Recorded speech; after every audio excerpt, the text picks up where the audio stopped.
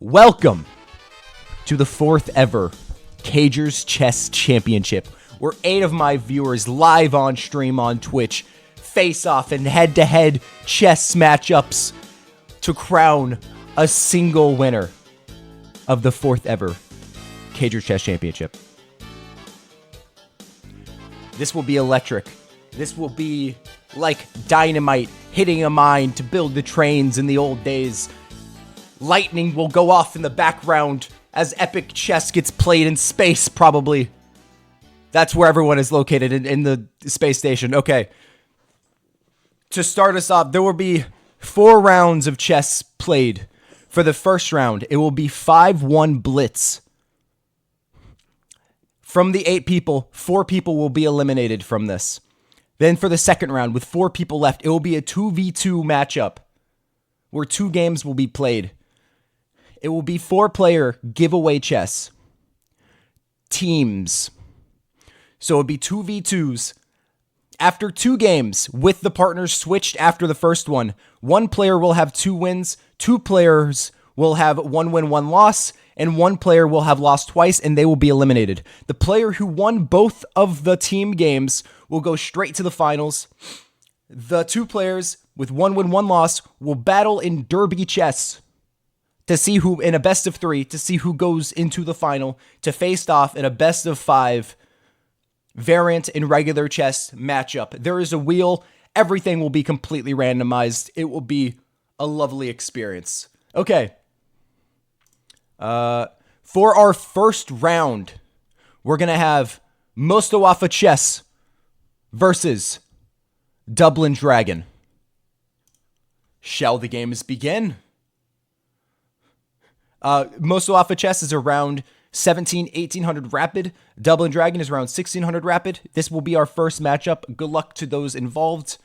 Y'all are good to start getting the game going. And the game has begun. The game has begun.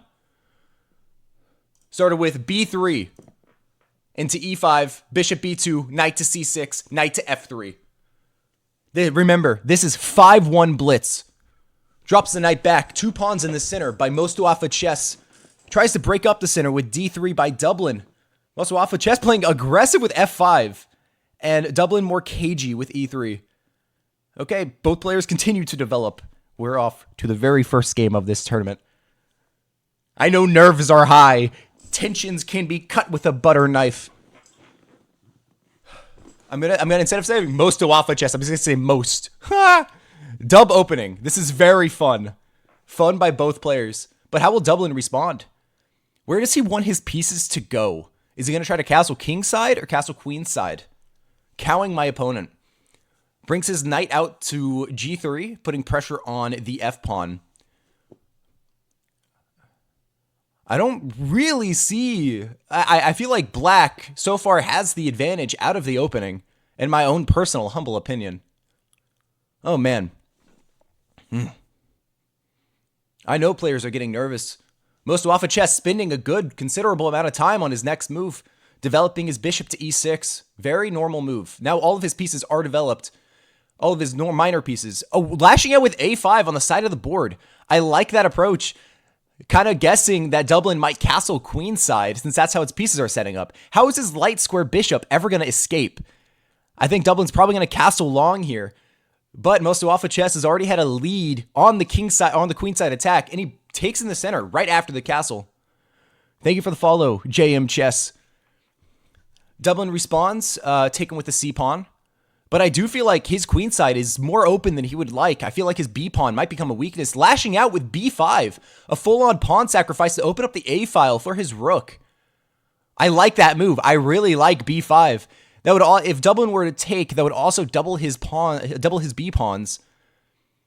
Dublin responds with bishop to a3, but I do feel like pawn takes is just the best move, and then the king is going to be butt naked. Takes with the bishop first. Now that's risky. Oh man, the king is going to be out. Oh goodness. The king is going to be holding together his own army. All right. If Dublin is able to trade off some pieces, maybe the C and B pawns could become weaknesses, but right now, I do feel like black has all of the initiative. As look at White's light square bishop and his rook on h1, both not doing much at all in the game. The knight on g3 feels misplaced, and the knight on b3 is the only defender really for the king, for the White's queen side. Oh man, okay. This is going to be very interesting very quickly. But so far out the gate, I feel like Black has a very steady advantage here. Now trying to trade off the rooks. It's a decent strategy, but that light square bishop is going to have to see the light of day. I would recommend moving the queen over to a square like c2. Moving over the queen, and then trying to get this bishop out desperately. And then trying to get your other rook into the game. I feel like that's the best game plan. And then maybe also you could rotate the knight, try to get it to a more active square. But I think getting the bishop out and the rooks connected is the best game plan. For Black, just continuing to launch the pawns is absolutely the best strategy, as the king has no pawns in front of himself anymore. Decides to capture. Now these two pawns are actually going to be menaces. But that actually is a blunder of a pawn, but it's not a clear blunder, because this bishop can very easily get pinned. And that can become an issue. Thank you for the follow. Kirito Sun SA4. Thank you. Bishop takes. Now, I would have probably brought the rook over first to continue the pin here. So I probably would have gone a rook here. Oh, but no, that would be a blunder, because takes would check and you lose the rook. I'll be quiet. Goes rook a6, putting pressure on the queen and the bishop. The queen has to drop back to play defense on the bishop while getting out of the attack of the rook. But now look. This pawn hangs, but I'm not sure if that's the best move in the position. Oh, man. This is Dublin with a full-on comeback. Now I feel like he has all of the momentum in the world right now. Now putting mega pressure on the bishop.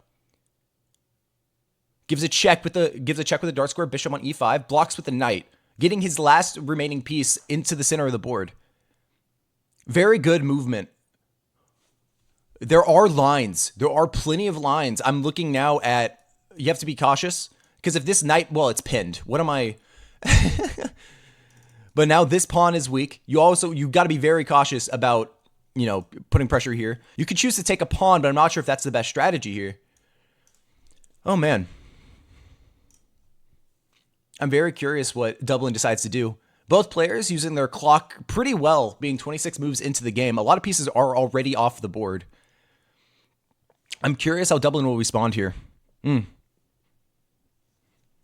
came here to see your friend play? Lovely. F3. That's probably the move I would have made as well. Just immediately kicking out the knight, making it move once more.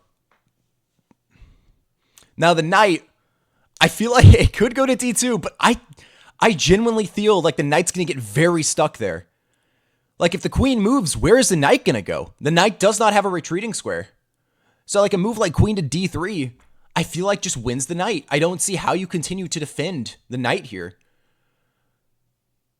Because where's the knight going to go? The knight can't come here. The knight will be completely trapped. But you can also take the pawn attacking the knight. That is also very true. Okay. Oh, whoa, the knight is... Oh, I didn't even notice that. Sorry. But you're now able to take this knight as well. So it's not a blunder of a piece, but I didn't even notice that. Utilizing the pin of the bishop makes the knight no longer defend this one. Oh, man. Okay. This is quite literally anybody's game. It's going to be a very exciting endgame. White is up 2 points of material, up 2 pawns, and these pawns are going to be critical. Shoving them down the board. If all pieces are traded, White wins. But I would argue that Black's king is a lot safer in the corner of the board than this White king, because it is going to get checked to oblivion. Oh, I think there was a moment here where you could have given a check and lost. Oh, but you could have blocked. Never mind. There's a lot of moments here for...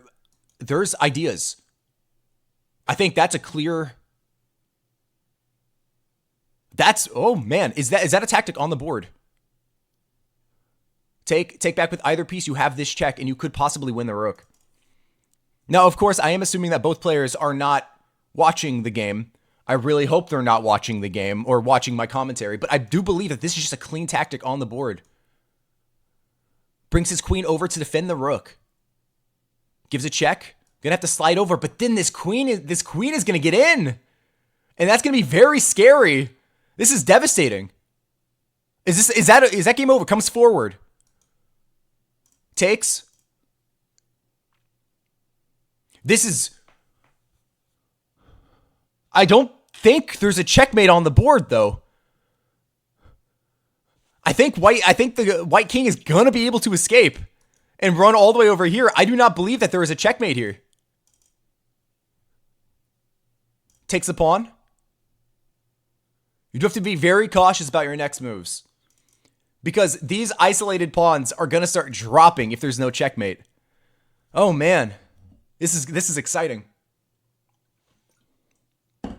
Dublin getting into time trouble, down to 40 seconds.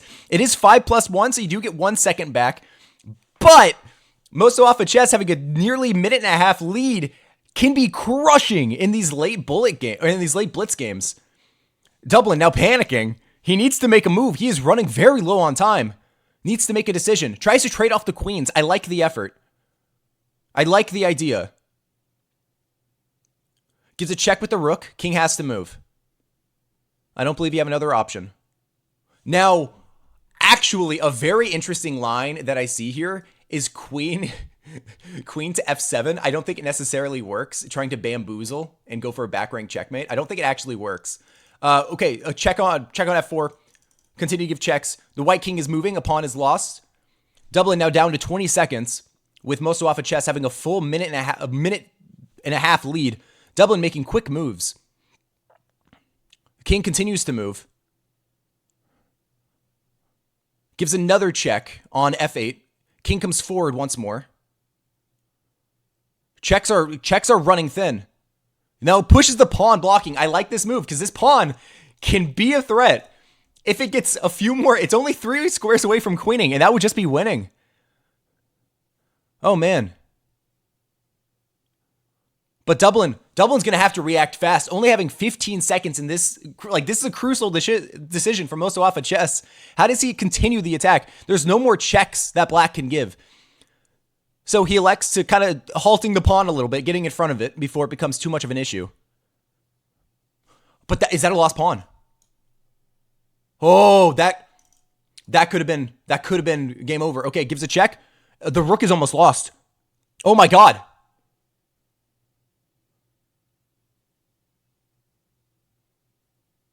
Is this over? This is almost game. The rook is lost. And Dublin resigns. What a great competition by both players. GG, well done. Moso off of chess. Congratulations on your win. You played very well. Dublin getting into time trouble late kind of led to his demise. But overall, it was a very good game. It was a very good game. All right, let's go over to the round 1 home screen.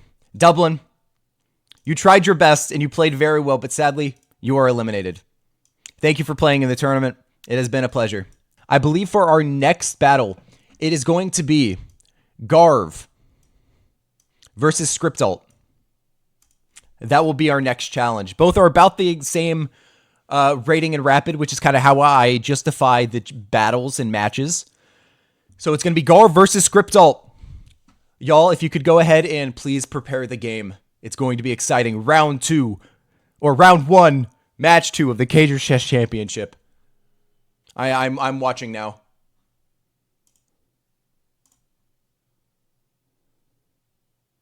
Oh my god, the game is off. Sorry. Okay, so we have e4, e5. Basic Italian game. Trying to go for a fried liver variation.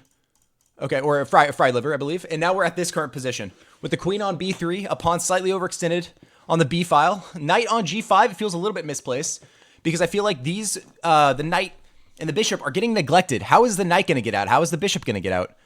Oh man. Okay, game 2. It is starting now. Sorry for the slight delay. I was trying to figure out replacements because people, for the love of God, do not show up on time. They sign up and then they have to bail. Derpola, you have an excuse. I'm fine with that. But okay. And now black is in a big think. The first big think of the game, by the way. Guys, both players have absolutely just blitzed out the first few moves. Develops the bishop to d7. That's a totally fine move. I would imagine getting the dark square bishop out. That's a choice. I think that just helps. Oh, no. Oh, my God. Wait, hold on. Sorry. No, there is a checkmate threat on the board immediately. Is Scriptall going to see that? How does he defend it? Oh, my goodness. Wait, is that game over already? You could play like this, but the knight takes, pawn takes, and dude, this might actually be. This is crushing for white. White is crushing right now. They're going to lose another piece. There is no way to defend this. Holy cow. Scriptall just absolutely getting obliterated. Blocks with a bishop. Oh my goodness. Takes. White now up a full piece, but also incredibly high on development. But at this point, I don't think it matters. I think his attack was so strong that he's good here.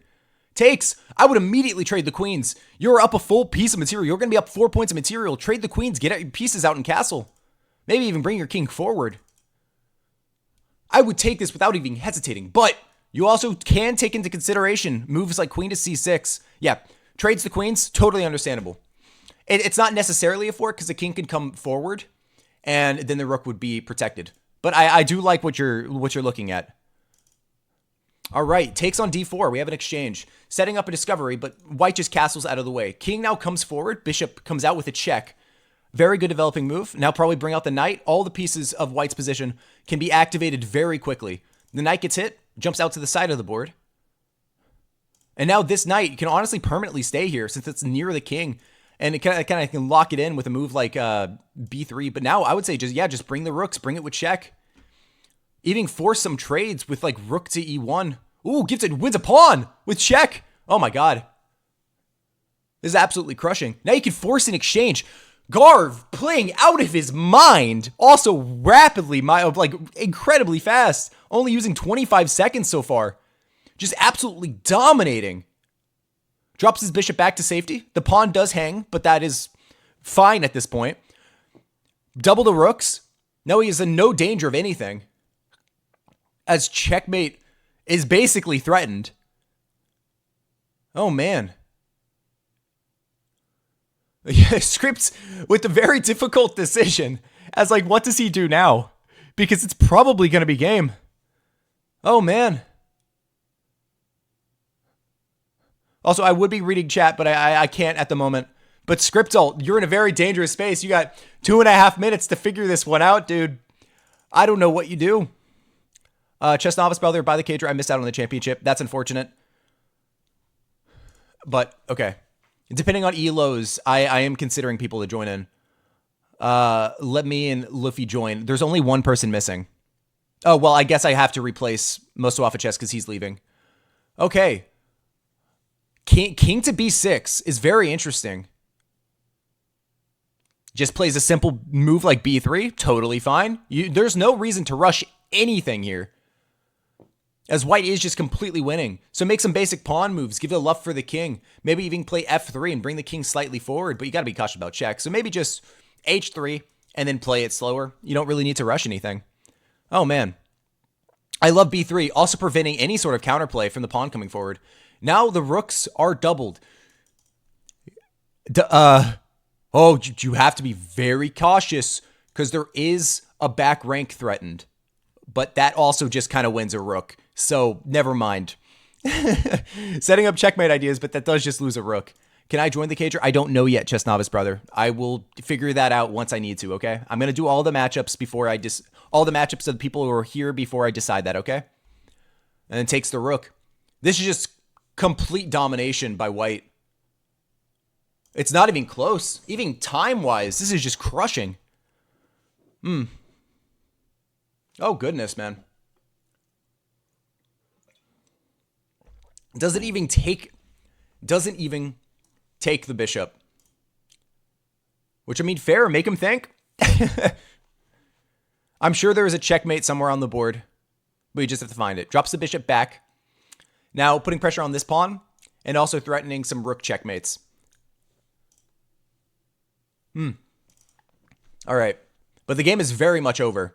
Unless Garv manages to blunder a back rank checkmate. That is pretty much the only thing. What is this? This is TheCager Chess Championship. The 4th ever. Gives a check. This is just mate in 2. And I believe he will find it. GG's. Congratulations, Garv. Script ult. Getting absolutely obliterated with some tactics out the beginning. Critically timed. D6 just is absolutely crushing with a checkmate threat, and you have to give up pieces, and it was just game over from there. But Script getting absolutely cooked. Garv, what a win. Absolutely stunning victory by my boy. All right, Script ult, I believe I have you here. You have been eliminated. Thank you for playing. You played fantastic. But sadly, Garv's macho was too much.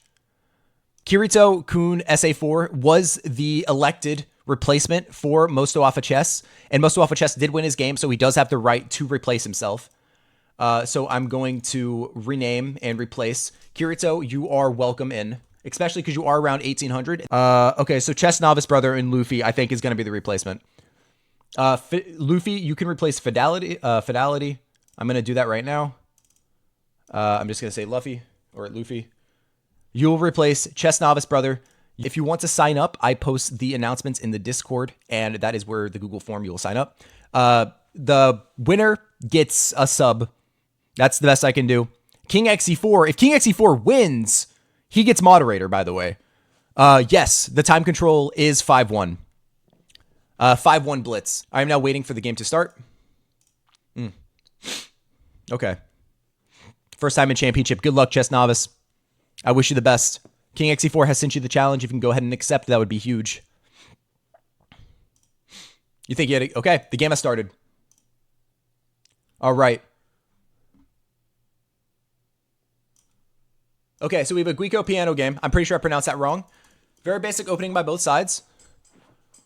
Both players are rated around the same for Blitz. This is a practice account, so I'm not sure if that rating is totally fair. Totally normal development by both sides, getting all of their pieces active, following all the basic principles. And so far, rapid captures by the practice account, which is Chess Novice. Bishop to d4 is very interesting. Bishop drops back, kind of ignoring the trade and wanting to replace the knight if the bishop were to capture. Hype train. Let's go, baby. Let's go. King to h1, a very thematic move, getting out of the diagonal of the bishop, allowing this pawn to maybe eventually play f4. And black doing the exact same thing, which I find very funny. So far, the position is pretty symmetrical, except for kind of some pieces being slightly different. I will say white is a little bit ahead in development. I imagine f4 is now going to attempt to be played, trying to take as much space as possible. The c pawn and the a2 pawn are threatened. Defends with rook to c1, rook a c1.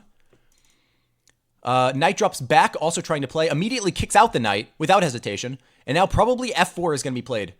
I like f4. I really like f4 if you're going to start an attack. So the bishop is hit. Bishop drops back. This bishop is probably one of the most active bishops in the game. It might have even been better to drop it all the way back to a2, which I just think would be a safer square, as it can still be hit by another knight. But then again, this would be a lot of wasted time for black, as the bishop could just drop back again. So now elects to take, probably take with the rook or the bishop. Both seem okay.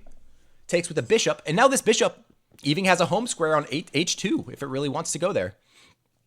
There also are some sacrifice ideas, but those could come up later. I don't think they are necessarily there. It brings the queen. If you're going to start any attack in chess, you need the queen if you're trying to checkmate. Option now to trade off the queens. I don't think it will happen, just because I think both sides kind of really want their queens on the board here. Okay. I'm very curious to see how Chess Novice responds here. Now, there are always options to sacrifice the bishop and start some sort of attack. Like, it could get very exciting. Drops the knight back. I imagine to try to rotate it over to this side of the board. But it could have been a more active to go to e2 and maybe rotate, like, I don't know, actually. Lashes out with f5. Now also bringing the rook into the game. I really like f5, but also the king is kind of stuck a little bit. Hits the bishop. Bishop retreats, offering a trade. Probably taken with a knight is more active, as you can get another one of your pieces into the center of the board. Very strong square. It can get kicked out with a pawn, but at the same time, you're going to have responses like even bringing the knight forward, but you can't get it stuck. That would be the worst thing. Doesn't take the bishop back. Really? Electing not to take the bishop back, but going for an intermezzo, danger levels, attacking the queen before actually capturing the bishop. All right, and now the queen is removed from the position, and black's pawn structure is pretty solidified. But this bishop is still going to be a monster in these endgames. So elects to capture. Captures with the rook, now offering a trade of rooks, which is accepted. Now you could probably even bring the knight into the game with tempo on the queen. And that is what white elects to do. Now, honestly, I think both the position is probably about equal. The only thing is I think white's pawn structure is slightly better with this pawn can probably is going to become a weakness very quickly. Moves like this, I feel like this could be actually very crushing. A move like knight to g4 is immediately what catches my eye, putting tempo on the pawn and for this check. And then you could even elect to bring the rook over to the f-file and continue the attack. And that is what white chooses to do. Now threatening f6, just an immediate threat. You could defend with the rook, or you can bring the queen down one. If you elect to defend with the rook, this pawn will fall. But also maybe not, because take, you know, you also have this. It's very tricky about both sides, as pieces could fly off the board here. But right now, black does need to address this immediate threat of the queen fork by either moving the queen or bringing over the rook. Both seem to work just okay. Gotta take a coffee sip. Slides the queen over to defend the pawn and prevent the check. I like the move. Now, I feel like rook to f1 is the most natural move that you could play here. You could also play rook to e1, putting more pressure on the pawn. But rook to f1, taking over the open file, seems very nice. Now, a moment here where you can take, and then take the pawn in the center. That is an option. But at the same time, you do have to be cautious about potentially, you know, there's lines here.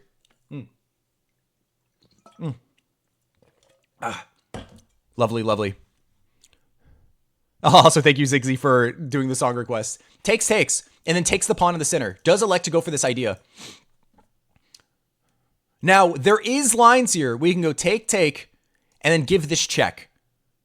But at the same time, I'm not sure if you really want to allow this to happen. Your queen is over here, but after this, there is no more. After king to h2, there's no more checks. So I'm not sure if you can allow that.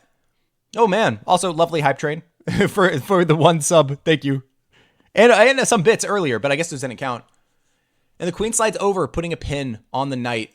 I imagine a move like d4 has to be played. d4 is the only move in the position that doesn't immediately lose the knight, and also like stop the pin. d4 is played because if the knight moves, the queen will fall. Continues the pin, or continues putting pressure on the pin piece. PP on the PP. Okay, now a move that I kind of like. Yep, finds it. Queen to c4, putting an immediate threat on the checkmate on the g8 square. Oh, and the game is over! And the game is over! Oh, blundered by king x4! No! Blunders mate and won when it mattered most.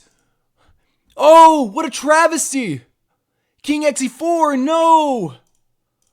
Oh, he thought he had it. But the checkmate was there. Oh, no! Chess novice moving on to the next round. What a tragic defeat by King xe4, who was a crowd favorite. Oh, man, what a tragic.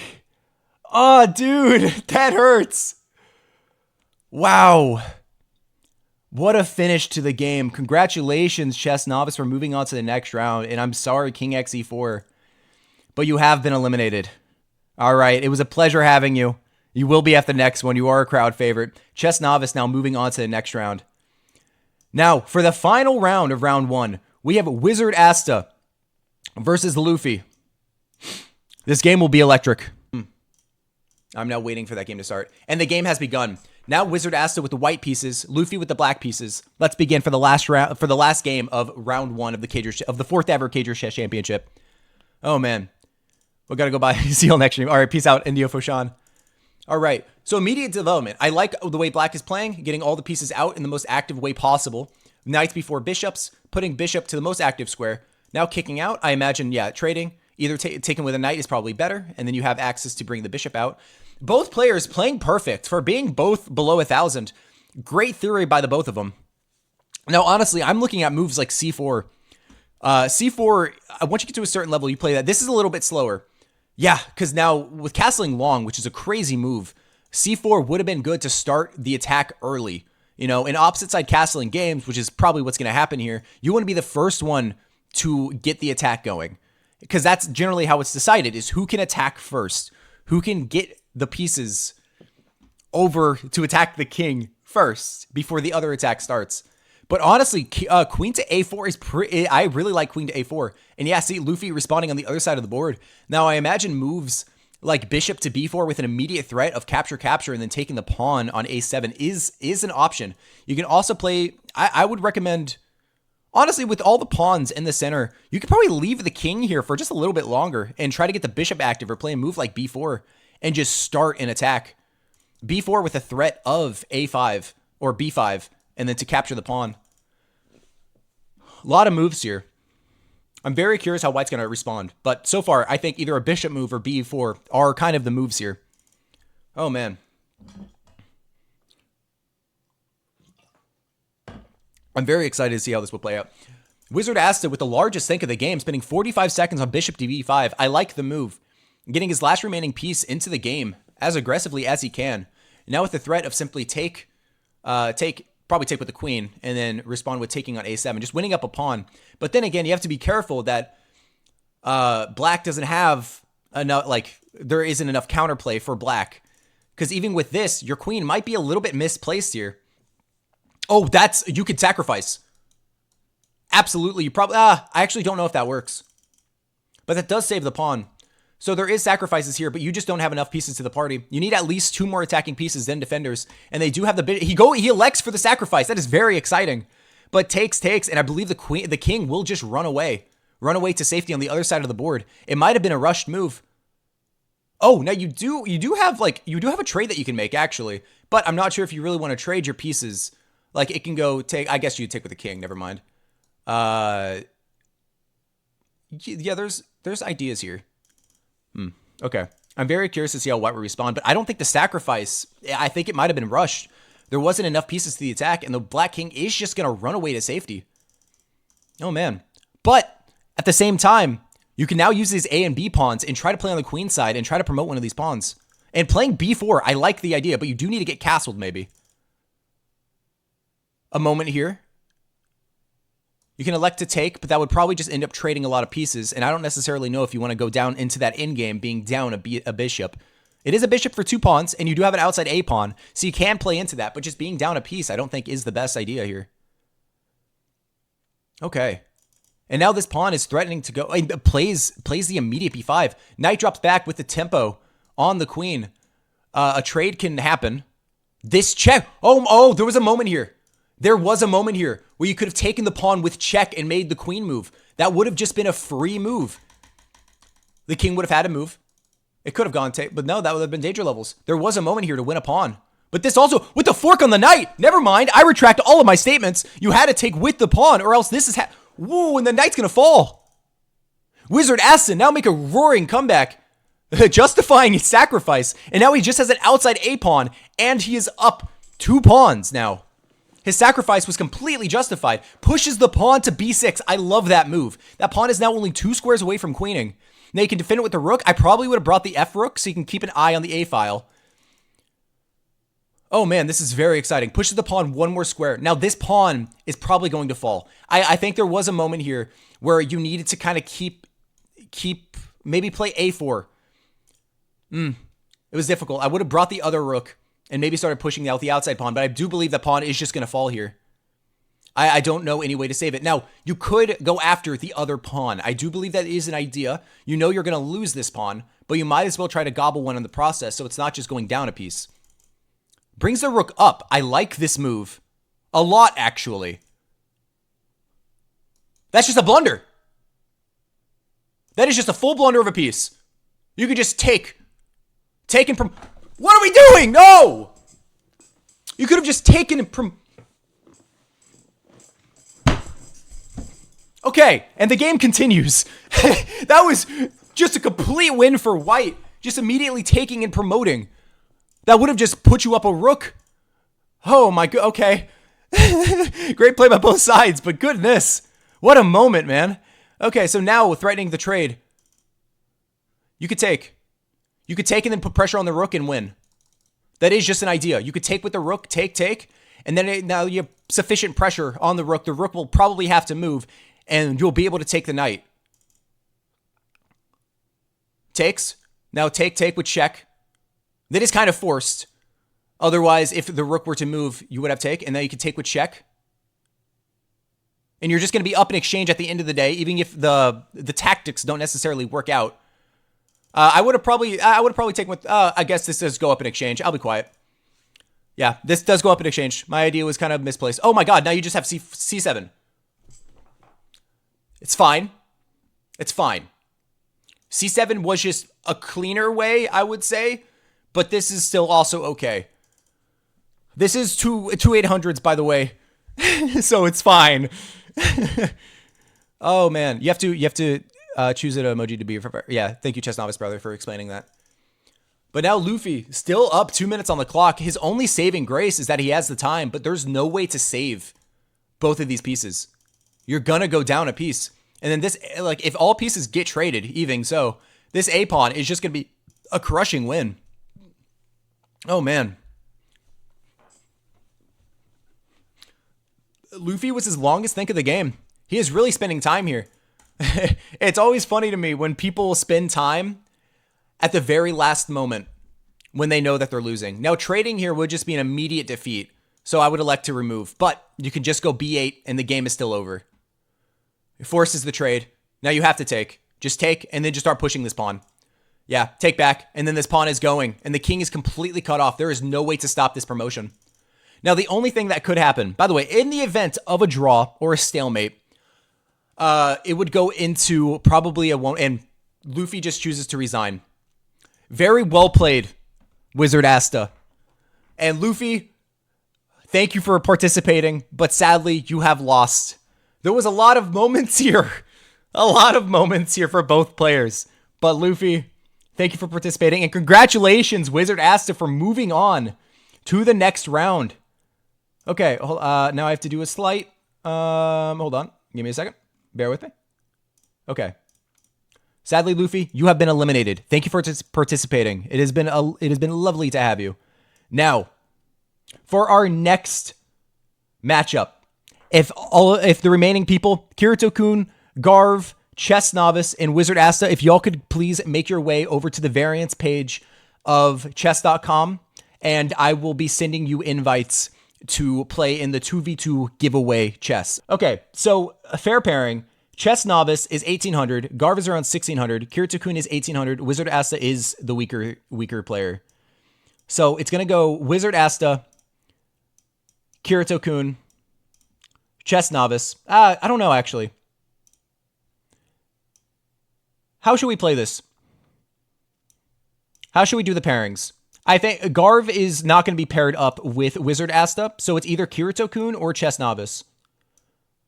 I will say, since Kirito-kun has not played yet, I'm going to put him with Wizard Asta, and then it'll be Chess Novice versus Garv for the first round. Now, teams are going to switch. Players are going to switch, depending on who wins this round. But here we go. We're not doing a wheel spin. This is going to be 2v2 giveaway. Let me go set it up, but this will be the matchup. Good luck to all of those involved. All right, so we have all 4 players in, so now I'm going to explain the rules. So, for the 2v2 matchup, the teams will face off. The winner of this game, so after after the first round of these 2 players, or these 4 players facing each other, the teams are going to swap around, and then you'll play again. Now, mathematically, how this will work is one player, after 2 rounds, will have 2 wins. They will go straight to the finals. And then another player will have 2 losses, and they will be eliminated from the tournament. The 2 players who have won 1 round and lost 1 round will face off in Derby Chess, one of the most electric games of all time. And then now I will explain 2v2 giveaway. So your goal of the game is to give away all of your pieces. It's very self-explanatory, and taking is forced. So if you, let's say you have, let me go over to the variants page. So here is the board. Let's say this queen, this blue queen can see an enemy piece. They have to take it. They have no other options. If you have an option to take another piece, like if your piece has vision to another piece that you can capture, you are compulsed to take it. Can you reinvite? Yes, I can. All right. And that is how the game will work. Now, it's going to be 1-5. Actually, I could probably, yeah, it's going to be 1-5 blitz. I will change. So 1 minute total. You get 5 seconds back per move. If I need to change it for the next matchup, I will, but I am going to keep it at 1-5 for the first one. All players are in. I believe it's going to be Wizard Asta and Kirito-kun. You will be playing as red and yellow. Garv, you will be blue, and practice account or chess novice brother, you will be green. All right. It is time. It is time for round 2 of the TheCager Chess Championship to begin. Kirito-kun, just so you know, a lot of people don't know how to play this. It's the most fair to balance the elos, in my honest opinion. So, and now the round shall begin! What? Why didn't it start? The game has begun! Good luck to all the players involved. Reminder, after two games of 2v2, one player will have 2 wins, and they will be, one player will have 2 wins, and they will go straight to the finals. One player will have 2 losses, and they will be eliminated. The 2 players who have 1 win, 1 loss, will face off head-to-head in Derby Chess or Mini House. Mini House is also very fun. So this is giveaway chess, where your goal is the game is to give away all of your pieces. Captures are forced, all right? This is the fairest way to balance the elos, in my opinion, for a tournament like this. TheCager, do I need to leave? I mean, you could stay and watch. Like, it is entertainment. I mean, even though you're not participating, you can still stay and watch. Now, I will say, Wizard Asta, now you are forced to take a piece with either your queen or your bishop. You do not have any other moves. Captures are forced. So you do have to capture with either the bishop or the queen. Please do not run out of time. Thank you. Okay. Because running out of time loses for both sides, which is unfortunate. Goal is to get rid of all of your pieces. That is correct. You actively want to lose everything, or for your teammate to lose all of their pieces. So bishop takes. Now, this can get wild very quickly if like a lot of players play very quickly. But I would recommend probably going faster. Take it with a knight. I do like.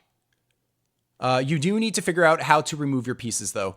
And honestly, Wizard Asta, like, you do need to play faster. You have 30 seconds. Just FYI. Takes with the bishop.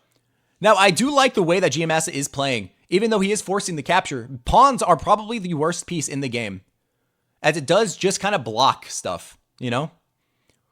Or you have your teammate get stalemated by another team. Yo, BW Grinder, welcome to the TheCager Chess Championship. We're in round 2 of the final 4, where it is 2v2s of the remaining 4 people. There will be 2 matches. If one player will win twice, one player will lose twice in these 2 matches. The player who wins twice goes straight to the finale. The player who loses twice will be eliminated from the tournament. And the other 2 will face off in a best-of-3 Derby chess matchup. Okay. So far, red on Wizard Asta actually losing the most of his pieces, but he does have to recapture. And he does, like, if you run out of time, you do just lose. Takes the pawn. That is a brilliant move. I love that move by Wizard Asta. Taking the pawn is significantly better. Such a cool community here. Thank you. You're welcome to stay around. I stream 3 times a week. I used to do 5, but I had to reduce it because of school. I do host Guess the Elo on Thursdays, and Tuesdays I like to play people. All right. Takes the king. Now, probably taking the bishop would be a better move, as the queen is going to be compelled to quite literally capture everything. Amazing. Now the queen is going to have to capture, like, all of the pieces. Blue actually bringing his own piece to block the capture of the rook. And also kind of incentivize the rook to capture here. Okay, this is going to be very interesting. I'm bored. Okay. Cool, brother. You go to school? Yes, I am a university student. I'm finishing up my last semester. Okay. Now, there are other 2v2 game modes that can get more intense, but players do need to play a little bit faster here. And Alexa take. Now is on blue to move, who doesn't actually have any active captures, because they very easily could just move a piece forward. Championship seems so frustrating to host.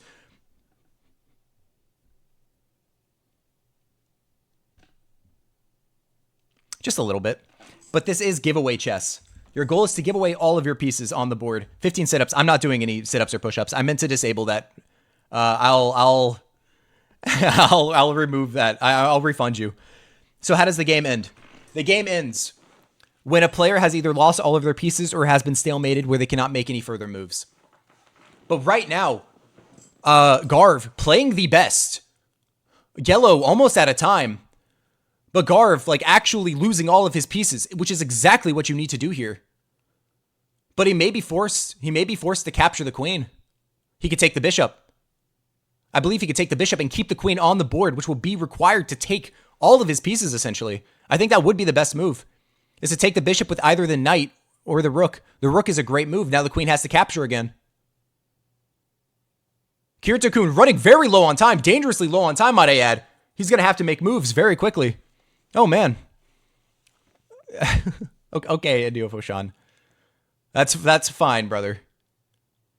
Okay, green taking another piece. Red kind of giving up his pieces as offerings. I love it. Now blue to make a move.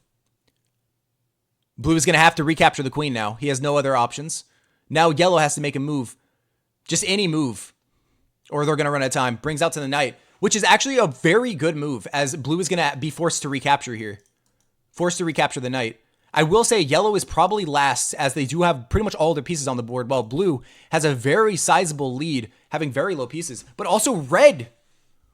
Red is genuinely kind of down all of their pieces. And green is going to have to continue gobbling, as red can just continue putting their pieces in front of the bishop. But now they're going to have to take. Okay. Now it is on to blue to make a move. Blue doesn't have any actual... amazing move. Forcing this capture to happen. Pawn has to take. Very well done by blue. Red moves into the center of the board. I don't believe there are any immediate recaptures here. Yellow now has to recapture this pawn. He does not have a choice. Finds the move. Green now to make a move. I don't believe there are any immediate captures. Blue moving immediately right in front of the line of the bishop. Great move by boy. Now the bishop does have to recapture. He does not have a choice. And running out of time would be devastating now. Now it seems like blue is going to win. But red is also low on pieces. If they can pull that off, that would be phenomenal. But that is tragic. Yeah, and blue moves his pawn in front of the bishop, which has to recapture. It seems like Garv is going to take the first win. Garv in Chess Novice, and then the players will switch. Okay. And now yellow has to take again, but it drops back, or takes a piece back there. Okay. Red recaptures. Pushes the pawn. Now yellow does have to recapture the pawn. All right, now there is a chance to stalemate Garv here. If green somehow moves okay, this actually will be very interesting. I do not know how this will win.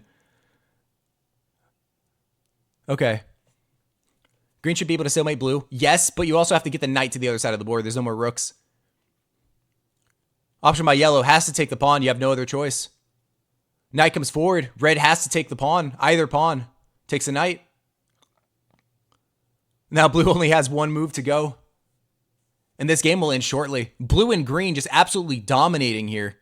There's virtually no chance for either team to win, or for yellow and red to win. Just complete and utter domination. Yeah, there are simply no more pieces left for either side. This game will end. Oh, I love that move. Forcing blue to capture the bishop. And now green also just making subtle moves, but it seems like it's going to be forced. Green is now going to win no matter what. Garv and Chess Novice have the win if moves the pawn. Red now is forced to recapture and the game is over. Or stalemated. Oh, I guess both players have to lose. My fault. Yeah, both players have to lose. Yellow forfeit on time. All right. Congratulations to both Garv and Green, or Garv and Chess Novice. Y'all have won the first game. Y'all have won the first game, and now the teams will switch. So since you have won, now Garv, you will come over here, and Wizard Asta will switch.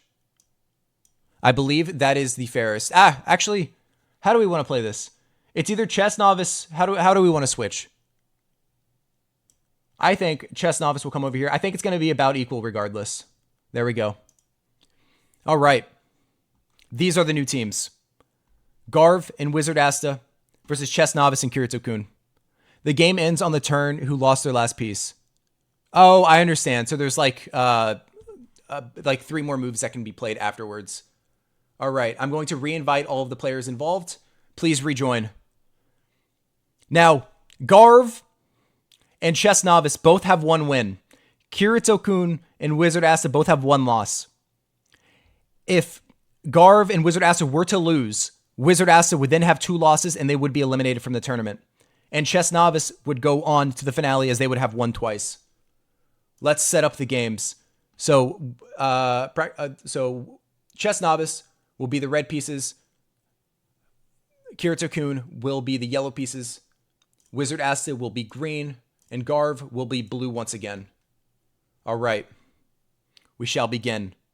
Game 2 of round 2 of 2v2 giveaway of the 4th ever Cager Chess Championship. All right. It seems like the time control was totally fine. Let's begin. Good luck to all of those involved. The winner of this game will go straight to the finale. Thank you. I will hydrate. Absolutely beautiful. Okay. You're into thermodynamics. Congratulations. Okay. All right. Immediately forces the recapture. The queens coming off the board is probably the most active play by both sides. I personally do not know the strategy or theory behind 2v2 giveaway. I'm studying statistics and data science at A&M University, by the way. Forces to recapture. Okay. Take.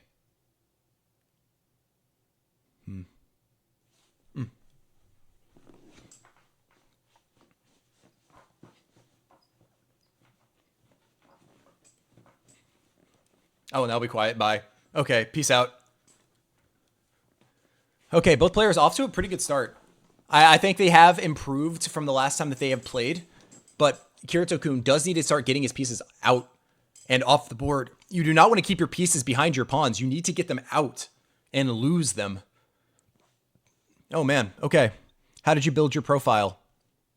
Do you mean like the Cager? I don't know what you're talking about. Okay. Queens are coming off the board. Very good plays by both sides. It's honestly good to get queens and bishops off the board as quickly as you can, as they will just kind of go down and terrify everything.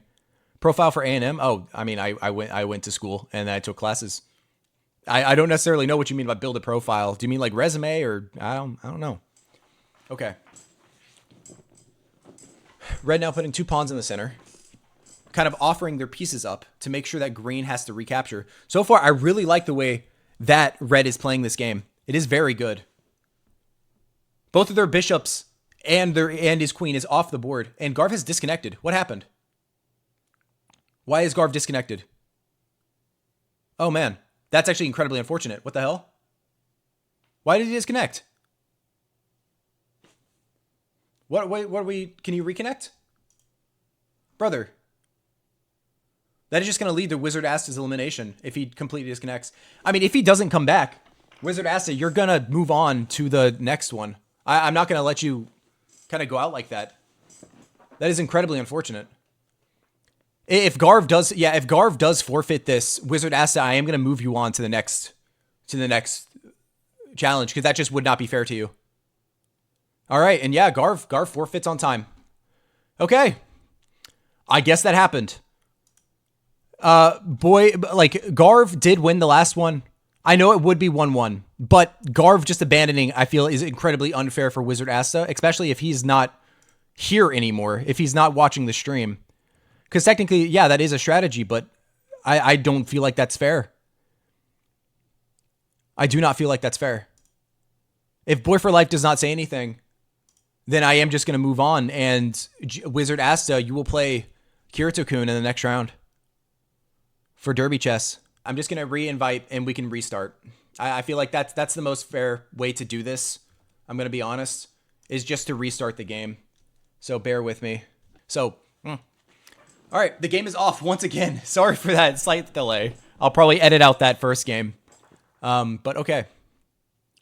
Kirito-kun, it is your time. You do need to play.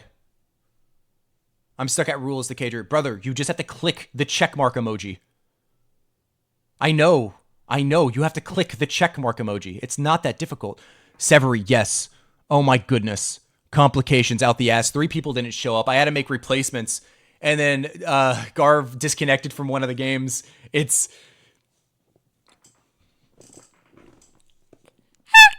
I want to host these, but god damn it, it's like hosting an Among Us lobby, dude. It's so like trying to coordinate 8 people for one sitting for 2 hours is the most impossible shit I have ever. Like somebody signed up for the tournament and then just completely did not show up, and I was like, okay. I agree, Among Us is fun, but when people get kind of pissy, it can be very annoying. So far, red and yellow actually coordinating their pieces surprisingly well to kind of knock out a lot of the pieces on the blue side. And green giving up his queen early. Very smart move. I do like the way that pretty much everyone is playing. This will get very exciting very quickly. Now, reminder. This is a a must win for Wizard Asta and Kirito-kun. If either of them lose this game, they will be eliminated from the tournament.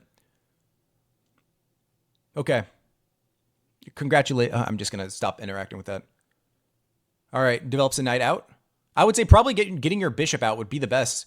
Like in this position, red, I would imagine that bringing your bishop out to this square, forcing green to recapture would probably be the best move instead of blocking in with the knight. But okay.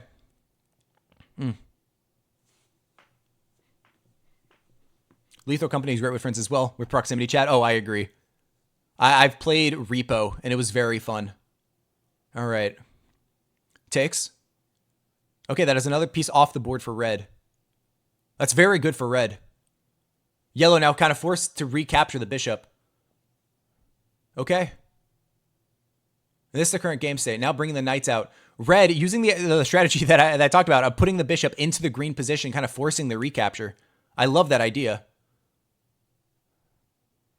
Green now having the option to recapture either the bishop or the bishop. Hey, Andy is Yoda. Welcome.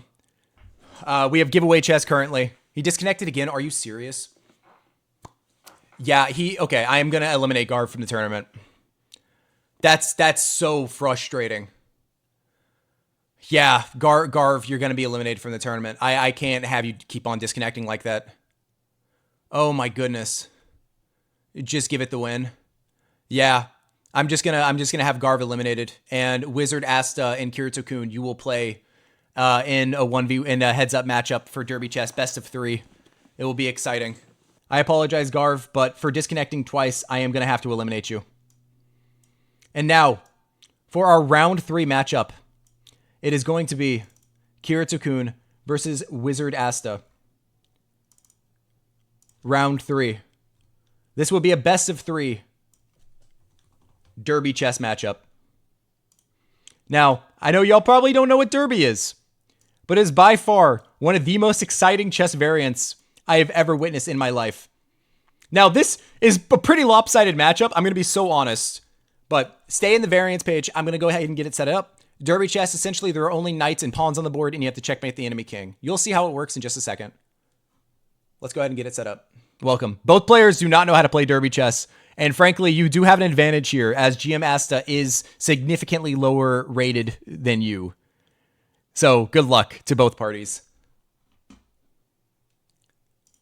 It will be 1-5, so y'all do not have time to think. All right. I'll give Wizard Asta the white pieces, Kirito-kun the black pieces. Now this is a best of 3 matchup. Winner of this best of 3 will go straight to the finale, where they will play Chess Novice.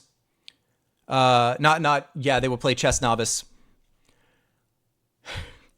In a best of 5 variant matchup, Chess Novice is currently at a fucking coffee shop. So we'll see how that goes. All right, let's begin. The first game of 3 for Derby chess. The goal is to checkmate the enemy king. Now, how you do that is up to you to figure out. Good luck, good luck. You may begin. The time control is 1-5. Both players off to a good start, moving their pawns out and getting the knights into the game. Now, the danger squares. You have to defend these squares the best you can.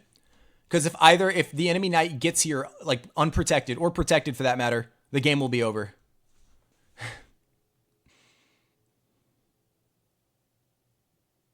It's really up to the players to figure out how to best approach this. Because personally, I have no idea.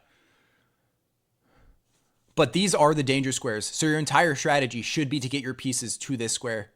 Now, immediately seeing threats, seeing ideas.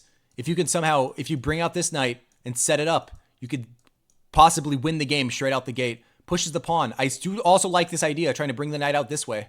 It is very good. Pushes the pawn. Hitting the knight in the center.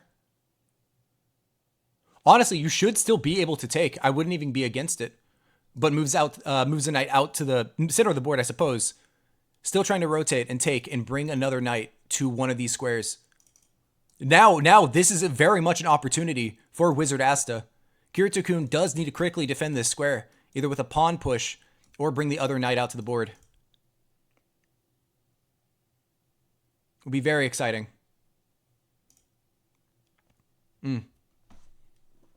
Okay.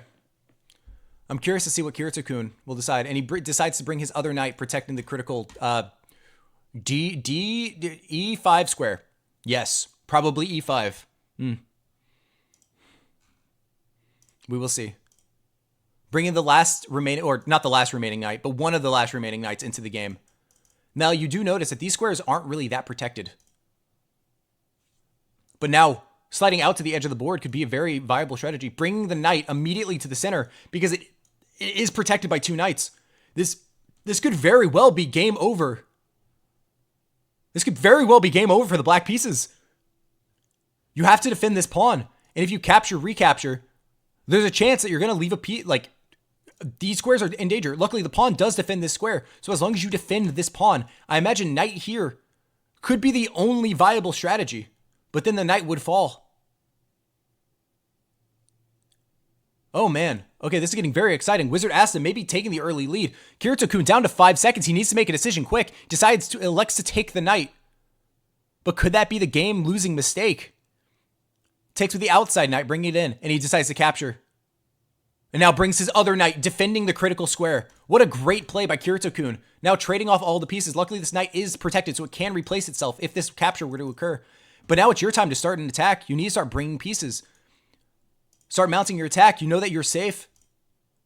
Starts pushing the pawn. I love this play. Trying to keep the attack going. Luckily, this knight can still be replaced. So bring in the last knight, and he decides to capture. But now you have easy play. And the attacks have pretty much been halted. So the other knight comes into the edge of the board. With ideas. There are some ideas to get here. Oh man, is that going to be game over? Is there any way actually to protect this knight from being captured and removing the defense of the square? I don't believe there is. I believe the game is going to... Oh, but that's game over. There is no way to stop the checkmates. Actually, here, yep. And there's checkmate on the board. And game 1 goes to Wizard Asta. Outstanding performance by both sides. We will now begin game 2 of round 3 Derby chess. We'll see how both players perform. Now, if Wizard Asta wins this game, he is moving on to the finale, which will be a best of 5 variance and regular chess tournament where we spin a wheel. Oh man, we will see how this goes. Immediately pushing the pawns, playing very fast. Is Kirito-kun, is his strategy going to be to use the clock? Because that is viable in games like this. I like the ideas. Playing as fast as humanly possible, but you can't mess up. There are a lot of ways to make mistakes in this game. Like, moving this pawn, I feel like, is just incredibly weakening, as you need defense of this square. If you were to move this pawn, both squares are going to be weak. Both knights develop. A locking of the center, or locking of the side of the board with the pawns is very interesting. It's an interesting strategy. All the knights are coming into the game very aggressively. You have to be cautious. This pawn is only defended by one knight. So if you can mount an attack on this pawn, get more knights to this square, that would be huge. Knight here, and you can even try and threaten to sacrifice. There are ideas. We will see how we go. Okay. I'm very curious to see if Kirito-kun can have a comeback win in this game mode. Be very interesting to see. Now, Wizard Acid, using his the longest think of the game, decides to push a pawn, actually preventing the knights from having really forward mobility, which is a very solid idea. But his last two remaining knights are really struggling, really going to struggle to develop. I imagine leaving this knight here to defend this pawn, which is also defending here, is probably the main idea for games like this. The knight now comes into the center, threatening to trade, and possibly open up a square. This knight, not this knight. That knight needs to stay there. But you probably need to come forward with the other knight. This pawn is defended, and he does not have a further attack on this pawn. I don't see how he can get another piece as long as you leave this pawn here. Starting to go for the pawn break out on the side of the board. I like the idea. Okay. This will be very interesting. I see what you mean about playing c3 immediately, as it would prevent knights from coming to either of these squares.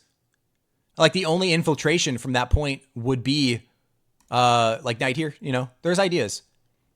You can get a knight to c2. I understand.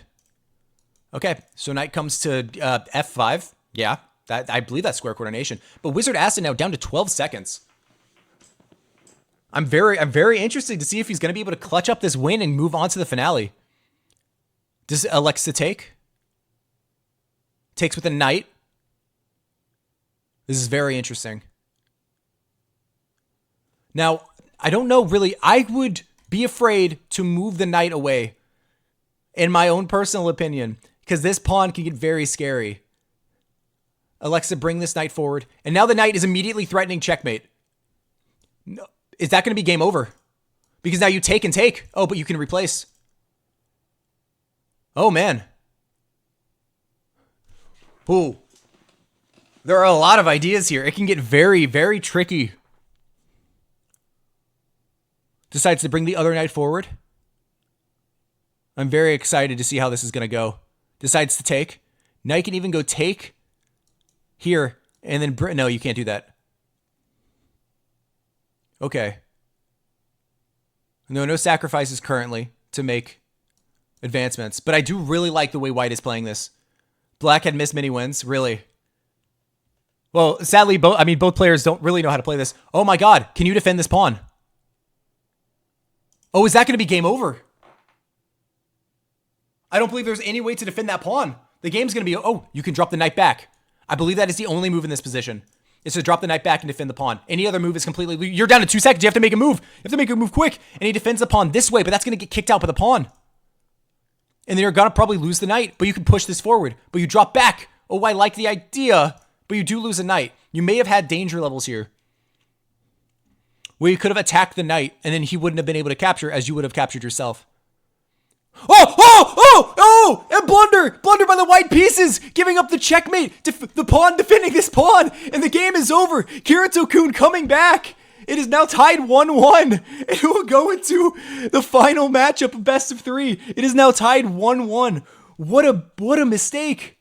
Oh, the game was in your hands. You were up a knight. That is a critical error by the black side. Immediately giving up checkmate on the black king. Oh my goodness. Holy cow, what a finish. That is insane. I've invited both players back, but now it is tied 1-1. Kirito-kun, you will have the black pieces. Wizard will have the white pieces. All right, it is tied 1-1. Time for game 3 of round 3 of the TheCager Chess Championship. The winner of this matchup will go straight to the finale to play Chess Novice Brother in a best of 5 variant and regular chess matchup, which the games will be decided randomly by a wheel. I'm very curious to see what games will be played and what player is going to move on to the final. Both players now having a firm grasp on how the game is played. This will be interesting to see what strategies have developed and how the games will be decided. I'm very curious to see what strategies players have developed, because personally this game is This game is more complicated than you might think. Of course, Ziggsy is like, oh, I know 8 moves ahead. We can win. They don't know the knight h3, 8-3 strat. No, they don't. They don't. All right, pushing the pawn.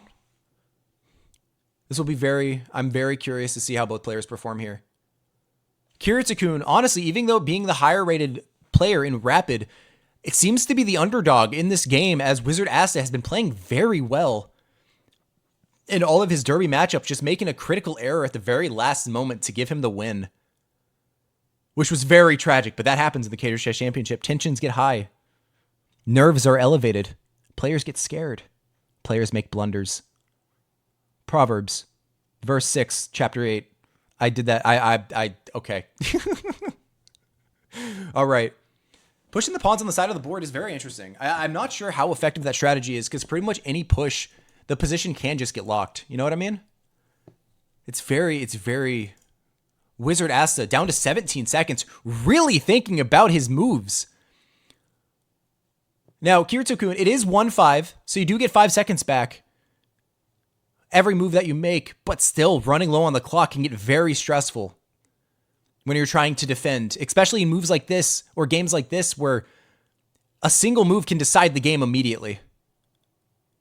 Wow, Wizard asks Kirito-kun now playing incredibly fast. I love the idea. Now you can firmly place a knight here. Maybe not, actually. I don't know.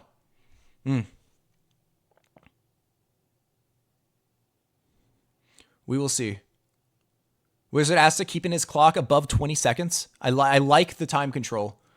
Probably should have saved some of his time in the beginning of the game, but at the very beginning is when you can make the most mistakes. Once the position gets more solidified, you can start making moves a little bit faster as you kind of know where the pieces stand and where they lie and the general ideas that have formed. Okay, pushing to try to remove the B pawn, I imagine. Brings a knight to the center of the board. Now, all of the checkmates are mostly defended. It is scary. But as long as you keep the knight here, you should be fine. Oh, man. Kirito-kun now down to 20 seconds. He's going to have to pick up his play if he wants to keep any sort of clock advantage. Bring his other knight, trying to bring it to the center, the most active way. Oh my god, but that's checkmate. That's going to be game. You can't take. You're going to have to drop back and defend the pawn, but there's 2 pieces. This is going to be game. That's over. Wizard Asta, but it's too soon, too late. Check, take. Wizard Asta. Congratulations. You have won the best of 3 cross derby matchup. Thank you, Kirito-kun, for participating. Your presence is much appreciated. If you want, you could play in the next tournament. I'll probably host it in about 2 weeks from now. But Wizard Asta, congratulations. But you are moving on to the final round. Let me crown the victor here. You have been eliminated. It is now time for Chess Novice versus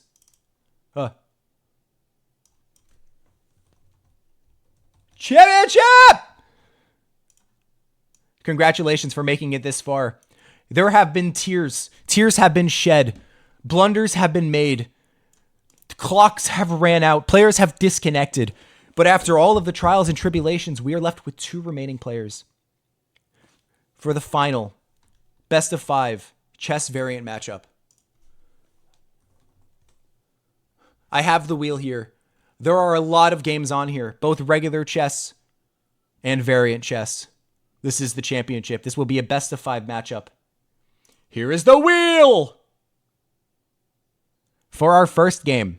By the way, I am going to implement something. Both players have a veto. If the wheel spins and they do not like the game, they can use 1 veto. I will randomize the wheel every spin, but both players have a veto. For the first game of the championship, best of 5 matchup, we have Atomic Chess. Do either players want to veto this game? Anybody? Atomic in all caps. Both players have a veto in this situation. If no vetoes are used, I'm going to go ahead and get the game set up. People are excited for Atomic Chess. Atomic Chess. Who's playing against Asta? It is Chess Novice Brother. Play. MH elects to play. I will get both players invited because it does not seem to be any. Chesstopia raiding with a party of 92. An absolute dub of a raid. Welcome to the championship finale of the TheCager's Chess Championship, where we have the remaining two players, Chess Novice and Wizard Asta, facing off in a best-of-5 chess and variant matchup. 8 players into the tournament, only 2 remain. Thank you for the raid. Absolutely huge. Bring it back. There has been a lot of trials, tribulations in this tournament. Tears have been shed. Headaches have been had. Water has been guzzled. Sweat has been drenched. And now we are finally down to the remaining 2 players. And the game of choice after spinning the wheel is going to be Atomic Chess. I will invite both players now. It will be 3+2. I am inviting the players. Thank you for the raid, Chesstopia. I really do appreciate it. That is awesome. Wizard Asta, I have invited you. And now, I believe, what is your name again? He's not here. I know, I'm trying to find his chess name. Of course, we gather for the grand finale. I know, it is very exciting. Is he even here? Dude, are you joking? Is he gone? Dude, damn it! Sorry. I apologize. Are you joking, man? Really? Right at the finale, he's gone? Are you serious? Because Chess Novice apparently just left the game. I swear to you, I have hosted 4 of these tournaments, and all of like it has never gone smoothly. Okay, just try to coordinate 8 people for 2 hours it sucks. But Chess Novice is gone. Somebody has to take the place for the final championship. Indio Fashan has been wanting to play this entire time, but like, okay, how I'll decide it. I'm going to choose a number 1 out of 100. Okay, whoever guesses the number first, and you only get 1 guess on your first guess. Actually, you get 3 guesses. If you guess the number 1 out of 100, you will participate in this. You get 3 guesses. Who will get it? It has not been chosen yet. It's almost there. Y'all are close. Nearing in on it. Almost. Oh my god. Wait, there's no way. 23. We have Scriptalt said 23. 23 was the magic number. Scriptalt. Dude, how did you... Okay. So something really funny happened. We had Major Tom going through every number, and at he skipped 23. He somehow managed to go 22, then 24. He skipped... It's 23. The number is 23. I said 23. Oh my goodness. It's my age. That's why I went like that. But dude, yeah, Major Tom somehow managing to go through all of the numbers and skipping 23 is incredible. I don't even know how you plan that. Oh man. All right, script. Chess Novice Brother, you know what? Ah! He's gone into the Shadow Realm. Scriptalt being revived. Welcome. And now this is a generally fair matchup. Scriptalt, please head over to the variants page and I will get you into the game. I've invited you. By random selection, y'all are going to get the colors. All right, both players are here. Okay. Good luck. Good luck to all of those involved. The first game of the championship finale has begun. Both players are at 0-0. It is a best-of-5 matchup. After every game, we will spin the wheel and decide the next game. Both players have 1 veto to refuse. This is the championship matchup. This is the tournament. We started with 8. We are now down to 2. A lot of games have been played. A lot of tears have been shed. But this is where, and game was canceled. Okay, the game is now continuing. Now, I do not know the strategy or the meta for atomic chess, but I know you cannot play it like regular chess. Oh, man. Pushes the pawn in the center. If you capture, pieces just explode. Is that game? Is the game already over? Is the game already over? No. Okay. Captures with the queen and explosions happen. I could do this weekly. It would be pretty fun. I could do it weekly. Yeah, this could be a weekly thing every Friday. You know how Thursday gets the ELO? Let's do Friday TheCager Championship. But all right. The queen and the knight are off the board and players are continuing to play. Truly beautiful chess is taking place here. The tournament has finally led up to this moment, but I'm not sure if either players really know how to play atomic chess. It doesn't seem like it. So this is a very fair matchup because there are so many strategies to where you could just win immediately. It's honestly crazy. Like if the bishop were to capture here, the game would be over. But pawn blocks. Now can you move the pawn forward? Is that even a strategy? What is atomic chess? The pieces explode. That's atomic chess. I wish I could explain it more, but basically the pieces in the square will just explode. They will evaporate. Bishop drops back. There are a lot of strategies to where black or white just can win in like 3 moves, but I don't know how to play it. And this is what I love to see. This is why we play variants in the TheCager Chess Championship, because if it was just straight chess, the best player would win. But players don't know how to play some of these variants, and it actually equalizes the elos. Like, of course, there is some just inherent advantage to being a better chess player, but there's a lot of funky, fresh rules here. Oh man, knight g5 is an option. Both players with 2 minutes on the clock. This can get very interesting. All right, bishop comes out.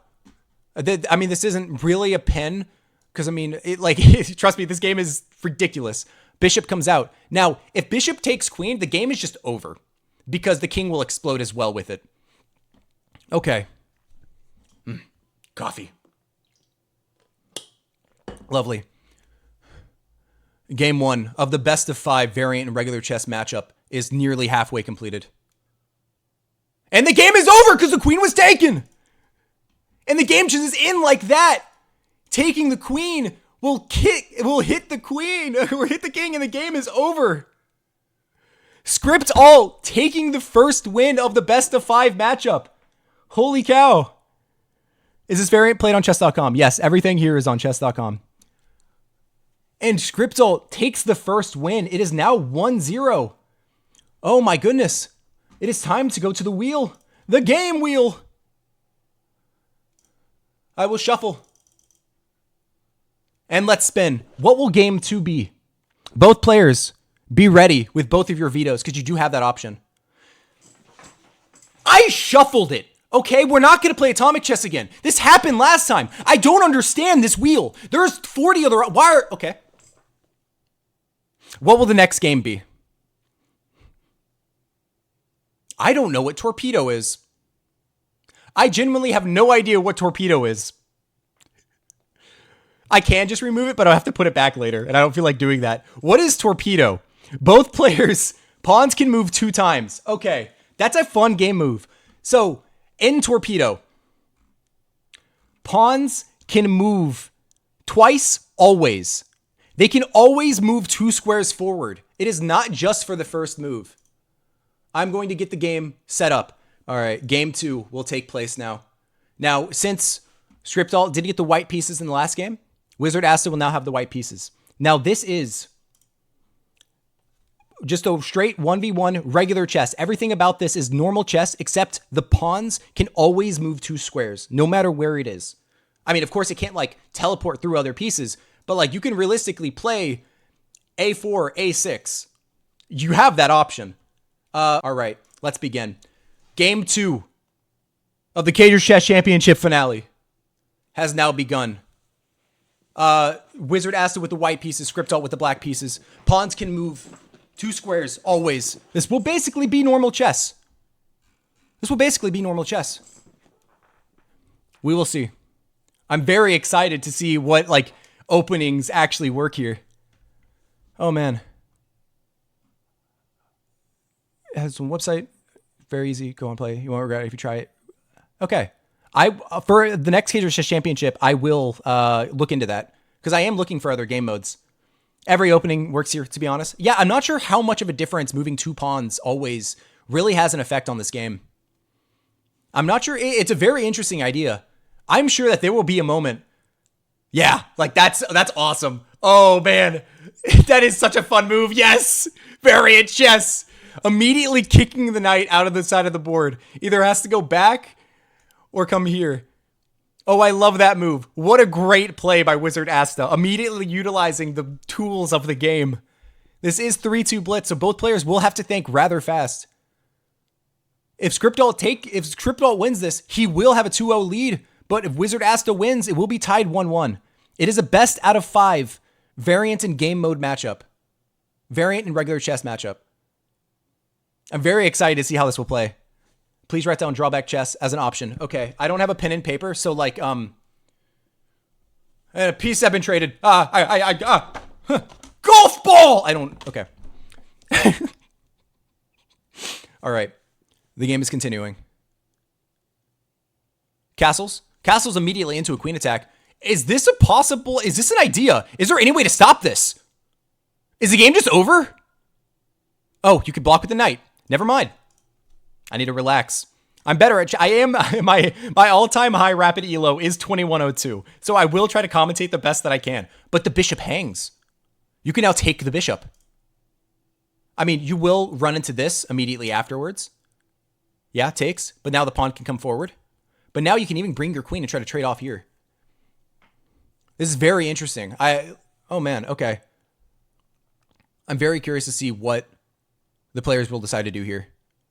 And tries to create out of queens. Goes with my idea. Now queen takes is a must, and then it will be pawn takes knight. And then you'd probably open up the file. So it would probably go queen takes, and open like this. And then you have open files. The bishop will be active. You can start bringing out your knight very easily. This pawn in the center is still technically hanging. Knight develops, hitting the bishop. Bishop is probably going to have to move. I don't think any sacrifices really do anything here, especially heading into an endgame. But the bishop is going to have to move back. But what is the best square? Is it here? Is it here? Do you want to bring it all the way back and try to rotate it around? This is a safe square, but locking the position is a very good idea by Scriptalt because now this bishop is just going to be completely stunted. I do not know how it's going to get out. Move the pawn twice. Oh, a blunder. A blunder happened. Scriptalt playing too fast. He forgot that the pawn could move twice. Wizard Asta using all of his tools to his advantage and the knight is lost. What a play. What a mistake by Scriptalt going way too fast. Oh man, a move that he did not think was possible leads to a loss of a knight. Anything can happen in the Cager Chess Championship. And the king is now in check. Oh my goodness. Pawn moves forward. I wouldn't be surprised if you play a6 here. Rook comes down, hitting the bishop. Bishop has to move.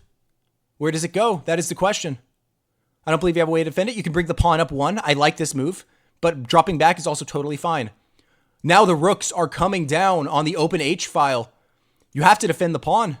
Defend it like this. I don't see how this knight is going to get into this game. This pawn is very far forward. If this bishop or knight can coordinate on taking this pawn is 2 squares away from queening. And the knight comes forward, now hitting this pawn, just hitting this pawn, just supplying threats.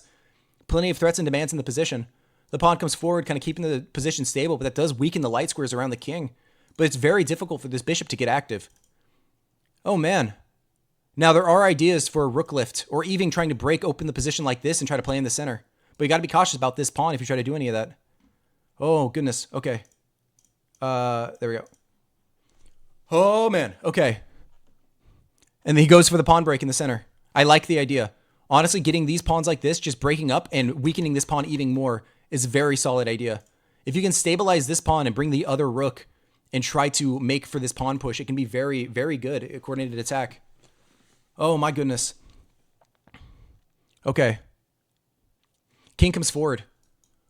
Honestly, when pieces are off the board, bringing the king to the center is the best thing you can do. But the original idea is actually using this as sort of like a trampoline pawn to push it here. And also potentially have open ideas for, I guess, threats on this file using the pinned pawn if the knight were to ever move. Oh man, okay. King moves out to the side. I would be a little bit cautious of this, putting it in the line of the bishop, but I don't see how that can happen. This is a slower move. I'm not sure what this really accomplishes other than allowing this capture to happen. But now can you push? And moves the pawn again. Is there en passant? Oh! I think there was an opportunity for en passant there. A crazy en passant, mind you. Oh my goodness. Another knight falls. Scriptalt now just down to 2 remaining rooks and is probably going to go down 2-0. No, Scriptalt won. My fault. It's going to be tied 1-1 if Scriptalt loses this. Rook comes over, putting pressure on the pawn. I don't see any way of saving it. The pawn moves again twice, but that is just a hanging pawn. But if you can push this pawn one more, captures with the bishop, the appropriate move. Oh, man. Puts a pin on the bishop. Oh, that's a lost piece, but I mean, totally fine trading 2 pieces for a rook in this position, especially if you are up a full rook. You are just very coordinated. Now, a move that I would love to see. Oh my god, this is beautiful. Then he could continue to push, and that pawn is promoting. There's no way of stopping it. It can reach the promotion square without halting. You could have moved it twice again, actually, which is funny. You could have moved it twice, but you forget about that sometimes. You could have promoted there immediately. Pawn moves twice. Oh my goodness. Goes ahead and takes. And now you can just take back. And the game's going to end shortly. What a performance by Wizard Asta, utilizing the torpedo rule set of being able to move 2 pawns twice. And that is just going to be checkmate. Congratulations. The score is now tied 1-1. And we're going to move on to game 3 of the best of 5 Cager Chess Championship. Congratulations, Wizard Asta, for clutching up and using the rules of torpedo in the best possible way. Okay. It is now time. It is now time. Tied 1-1. I misclicked. Welcome to the wheel.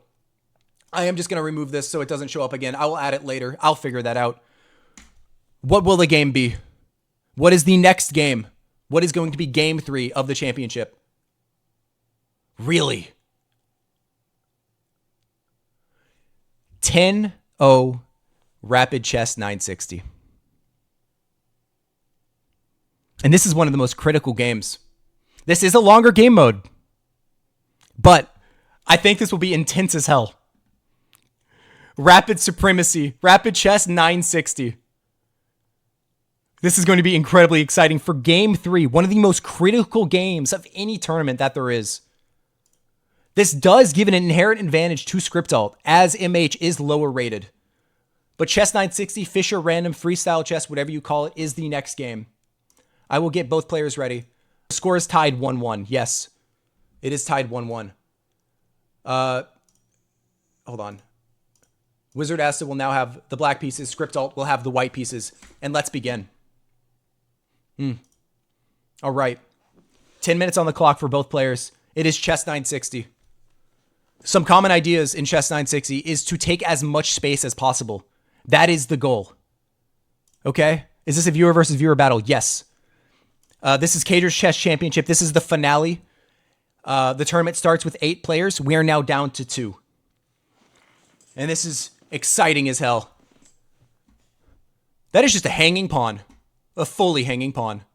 Already off to a bad start by Wizard Asta, hanging that pawn straight out the gate. I'm not sure what the idea is here. Did he forget that it's Chess 960? That the pieces are shuffled? I do believe that Scriptalt has just an inherent advantage here as being the better player. But in Chess 960, anything can happen. They both hung a pawn. This pawn isn't hanging. Now immediately goes for the trade of bishops. I love this idea. Also, I feel like this is an incredibly weakening move for the Black King, as it just opens up attacks for the light squares. This check is now readily available. Developing the knight, possibly get out the queen, maybe give a check. Right now, I feel like white is just crushing right now. Gives a check. How do you block it? 2 pawns? If you slide over, it's just basically game. I mean, you could block, but... Oh man, that check is crucial. King slides over. Gives another check. But I feel like just blocking with the pawn and there's no longer an attack. You could probably continue getting out. Maybe even castle, which would be fun. It's equal material, Cager. It is. You're right. I do feel like white has a lead in development, though. You know? Okay. F6 in all caps. I love it. How's it going, Krishna? All right. So the knight develops. Remember, castling is very weird. Like, you can castle here, but make sure to move your king. Make sure to cover your king on the rook, or else that can't happen. But you can't actually castle here because the bishop is hitting the square diagonal. But, like, for instance, white would be able to castle here. Okay. Pushing b6, trying to get the bishop as active as you can, but that does leave the knight a little bit weaker than it was before. You need to get this knight into this game. This knight is going to be completely stuck behind these pawns, and I don't really see how you make any advantages here or make any movements. And white now taking as much space as they possibly can, which is key in chess 960. If I've learned anything from watching this game be played and playing it myself, if you have more space, you are just better. I mean, in most scenarios. Like with theory, you can give up space. You can play the King's Indian defense. You can work with less space. But in chess 960, having more space just gives you more options to play. The king comes over, putting pressure on this pawn and just putting pressure on all the pieces, really. I like this move, but the queen can just get kicked out. So it's very, yeah. And the queen gets kicked. I imagine he might have tried to set up some threats here, but it just doesn't work because the knight can come back and defend the rook. But the queen has to move once more. I would even try to castle as white. I'd be happy with that. Okay. Now, some critical decisions need to be made here. Honestly, I think bishop attacks the queen again. No immediate mistakes on my eyes. But knight on the edge of the board, kind of weakening the defense of this pawn is interesting. I would honestly consider putting the bishop here, kind of preventing the knight from... I mean, the knight really can't move already, but... And then also bring the knight here. That is very true. Knight to f5 would be crushing. The rook is hit, but the knight defends. So realistically, you can get f5 on the board. Knight to f5. But if the knight gets hit out again, where do you just drop it back? And then consider this as a win, as a weakening move for the black position. But regardless, the knight is hit, and you do have to move it. Oh, man. And the knight does come, indeed, to f5. I'm very curious to see if they will play this move, because I would consider enticing black to play this move as a win for the white pieces.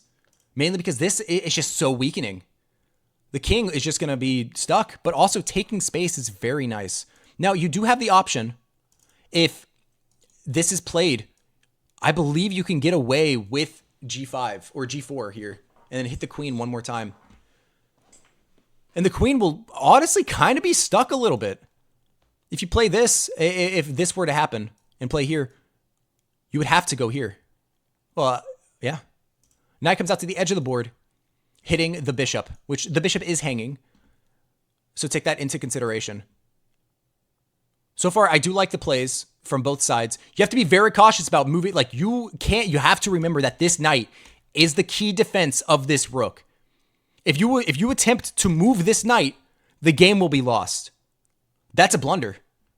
If takes and you take back, you either lose the pawn or you lose the rook. I think this is a blunder. This is a blunder on the white position because you can't take back with either piece or you lose a defender of another. Oh my goodness. What a turn of events. Is Wizard Asta going to spot this? There's a high likelihood he doesn't.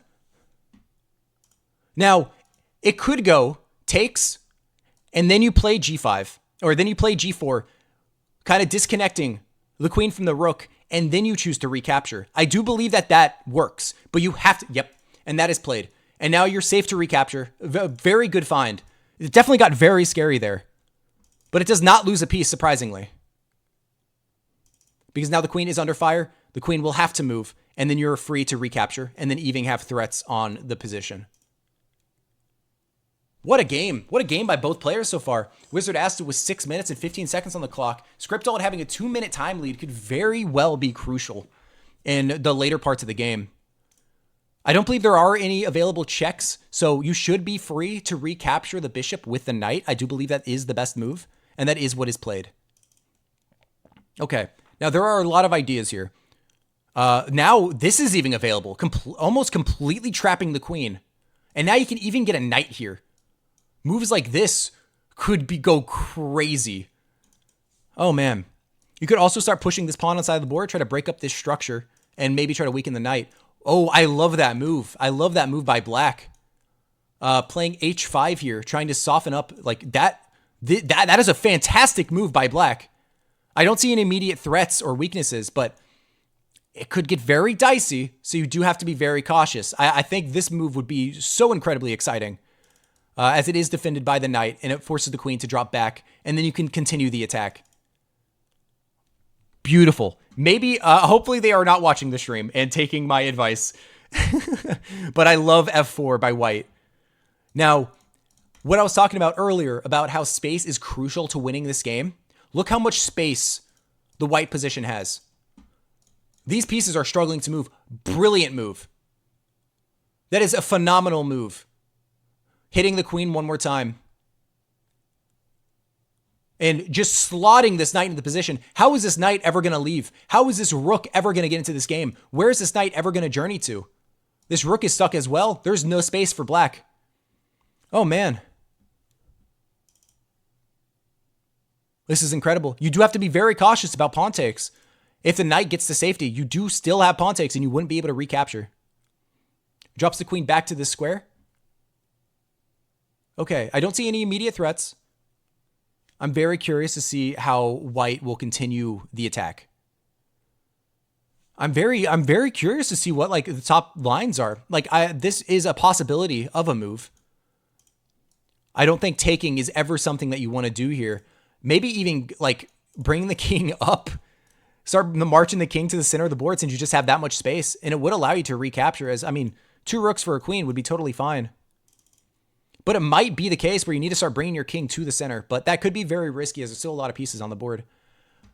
Wizard asked it with 5 minutes. And he elects to play g5.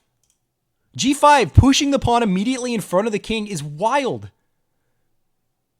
That's a... Oh, and responds. Oh, man. Now hitting the knight. Removing the defender of this knight. That is a crazy move. Is that a blunder? How do you react? How do you respond? How do you save a piece? I don't believe there's any more counter threats. I think a piece might fall. I love g5, but it just doesn't work. Incredible move. Incredible find by the black pieces. Finding it immediately within a few seconds. Wizard asked it with 5 minutes. Script all with a 1-minute lead. But just removing the defense of the knight, I don't know how white responds or saves either piece. There's really nothing else to do here. Oh, there is an idea. There is an idea that I've spotted. Knight to h4. Indirectly protecting the knight because but the king can capture. The king can capture, but then he could take and it can get very dicey. It kind of prevents the queen from taking because there will be that fork, but the king can capture and the king will come forward and be more active. Of course, you would have this take with check and you could possibly bring the queen in. But honestly, this knight is actually doing a really good job at keeping this queen off the light squares. Because this queen would love to come here and try to join the attack. You know, maybe slot itself here, just put pressure on all the pieces. But this knight is actually just preventing the queen from entering the game. And the knight drops back. Now, does Wizard ask to know that you have to take with the king? Taking with the queen would be an immediate loss. It would be a royal fork of all 3 pieces. You have to take back with the king here to actually gain material. Any other move and it will be a mistake. Takes with the king. Very well spotted by Wizard Asta. Now you can elect to take here, but that kind of just allows the knight to develop, and I don't really see any improvement. You need to get the rooks into the game. These are the last remaining pieces that really aren't doing anything. I would love... That also works. I don't have any complaints about this. I think I would have loved to see pawn to e5. I think that would have been very exciting. Takes on the side of the board. But now you can take... Oh, and that's a fork. Takes with check. Where's the king going to go? The king has to move. There's a lot of tactics that can be spotted here. I don't think taking immediately is the best idea. You could probably get a lot more. Of course, also this knight being one of the heroes of the game, in my opinion, just preventing the queen from coming to either of the light squares. I really love it how the knight on the edge of the board is completely controlling the game. But e5 is an option because you cannot take, as this would be checkmate. So I love e5 would be crushing. Elects to take the rook. I'm okay with that, but you probably did have e5 here, keeping the knight in a critical square, trying to go for checkmate threats. Now you are just down a piece. Give check.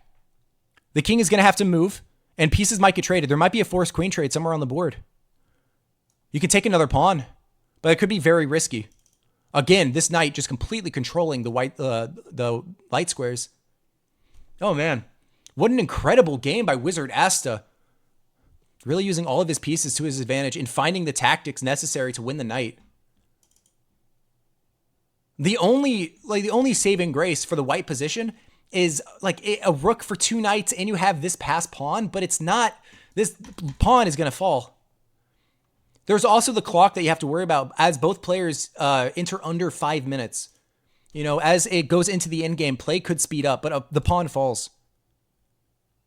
I'm very curious to see how both players decide to play this. Now, this pawn is hanging. This pawn is not hanging yet. So maybe a move like, oh, yeah, maybe a move like rook here brings the queen to defend the pawn. Okay. A forced queen trade. I would immediately play this move. Immediately snap this off. And then you're just up material. I do believe that this is the best move by far. Forcing the trade of queens. And then once this pawn, even this rook will activate. Get active and try to gobble the pawns down here. And then the knight can even come and join the party. But I do think that this is the critical move. Is Wizard Asa going to find it? He is burning a lot of clock. He's down to almost 3 minutes. And he finds it. Okay, so he's going to go ahead and trade off the queens. Great move. And now the rook is open. And this pawn is now an incredible liability. Goes to elect. This could be a very interesting endgame.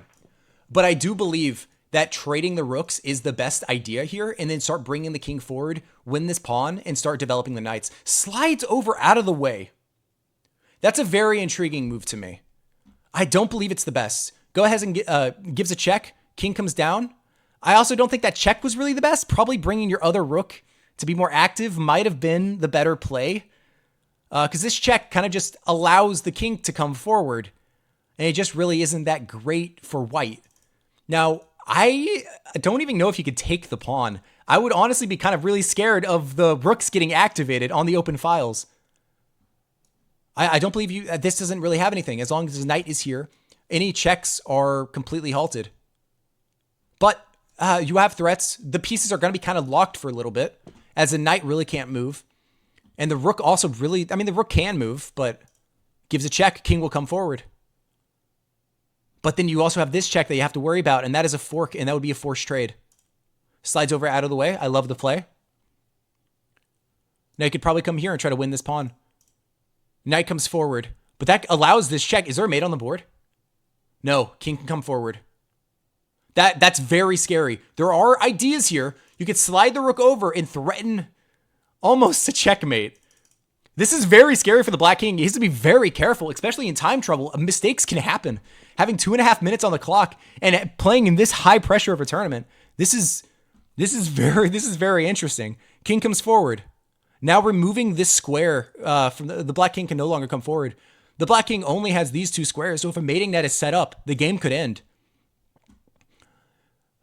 If white makes a move like this and comes down, that would be checkmate. This is checkmate in 2 moves. If black just starts making dumb stuff, even this is a bad move. It's very difficult to make a move for black here. I really am unsure how they're going to play.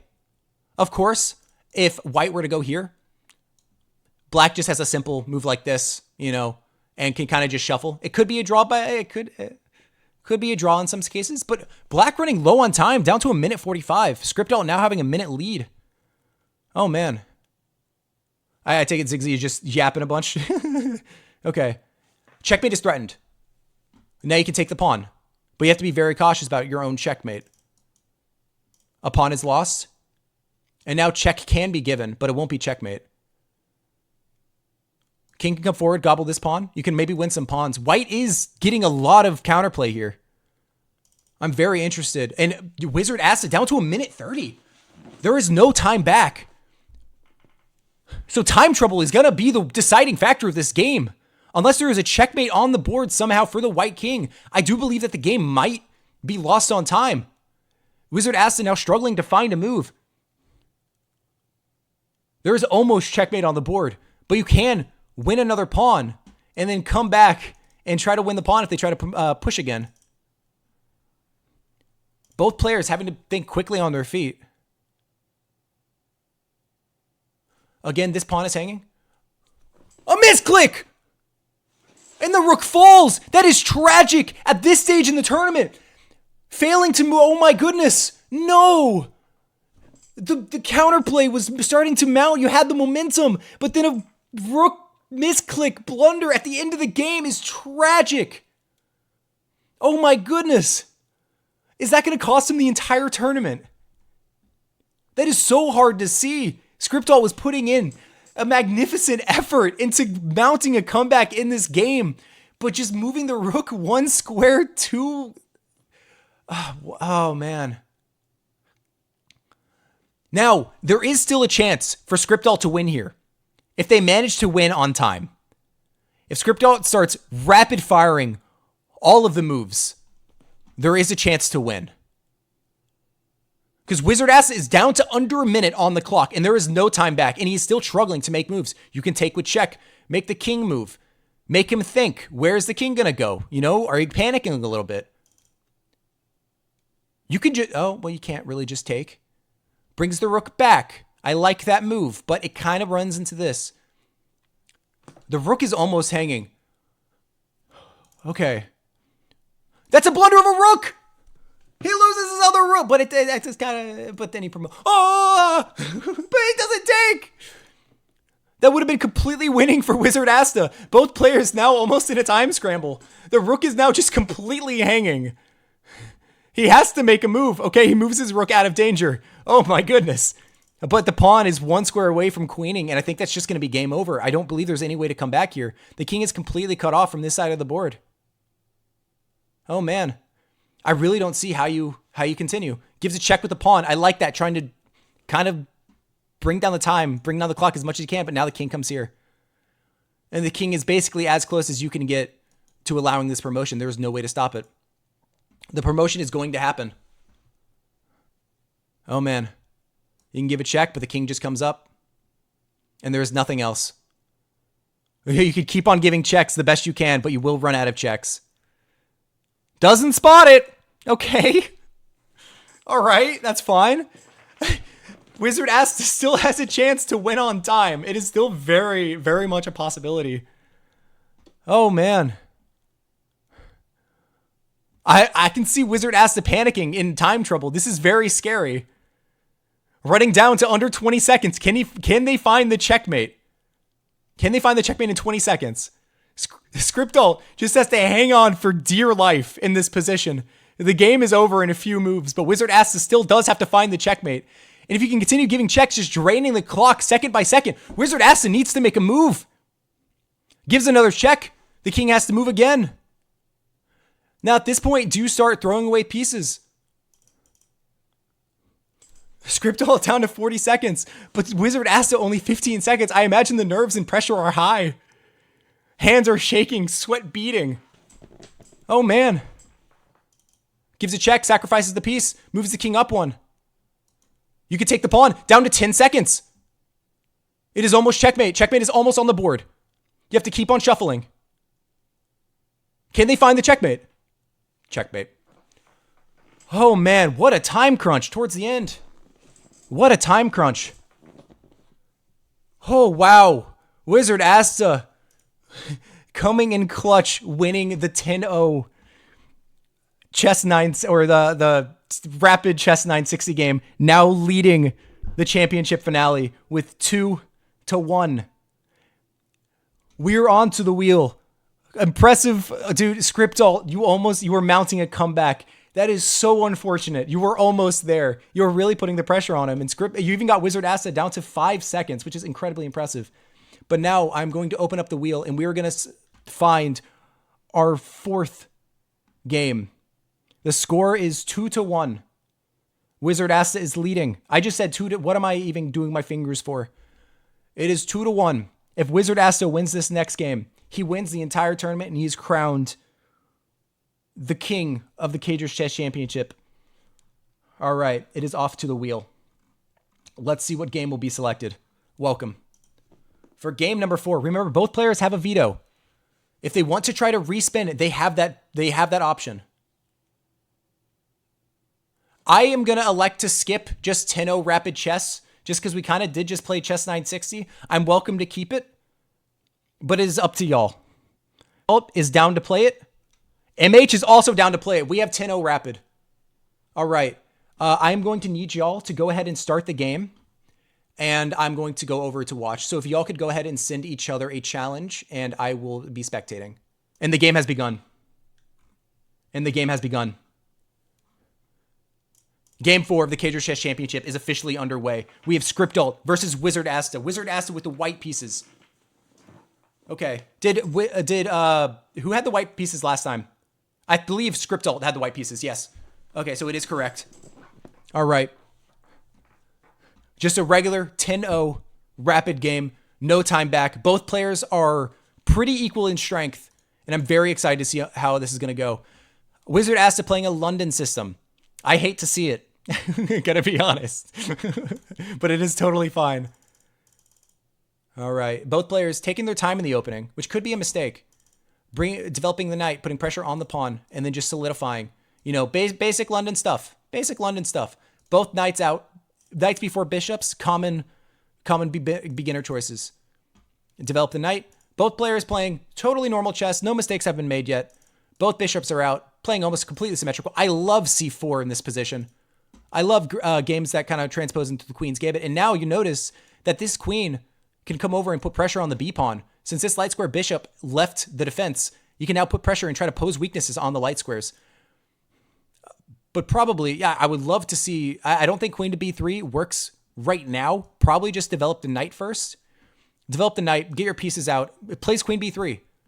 I do believe it is also totally fine. You can defend with knight here, but then you can also give a check, and it can be interesting.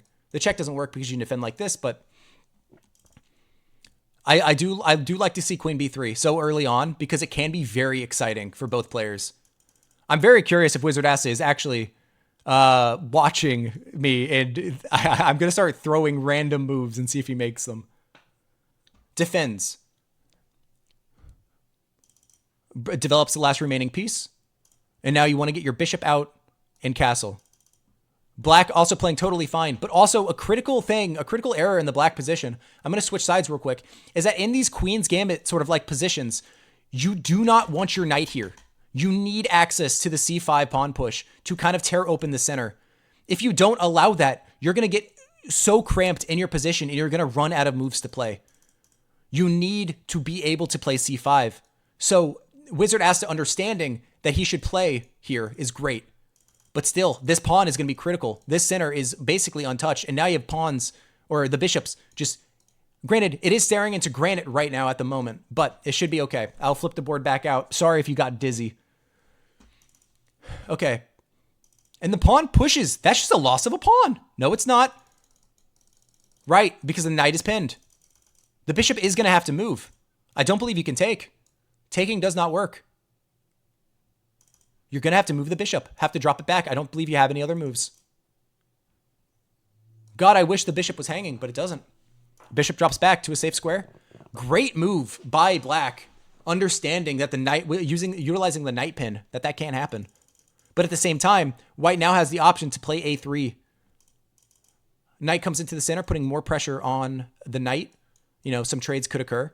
I would recommend probably either castling or kicking out the bishop. Both moves seem totally fine. This also does hit the bishop on the side, so you may want to take a move and retreat it back to g3 and not make that trade. Because if this trade were to happen, these pawns would be separated, would be left with an isolated d-pawn, which very easily could become an immediate weakness. Drops back, and the structure stays the same. Now, we're at the point where we can probably argue that b5 might have been a rushed move, as it does really weaken this knight. Hits the queen.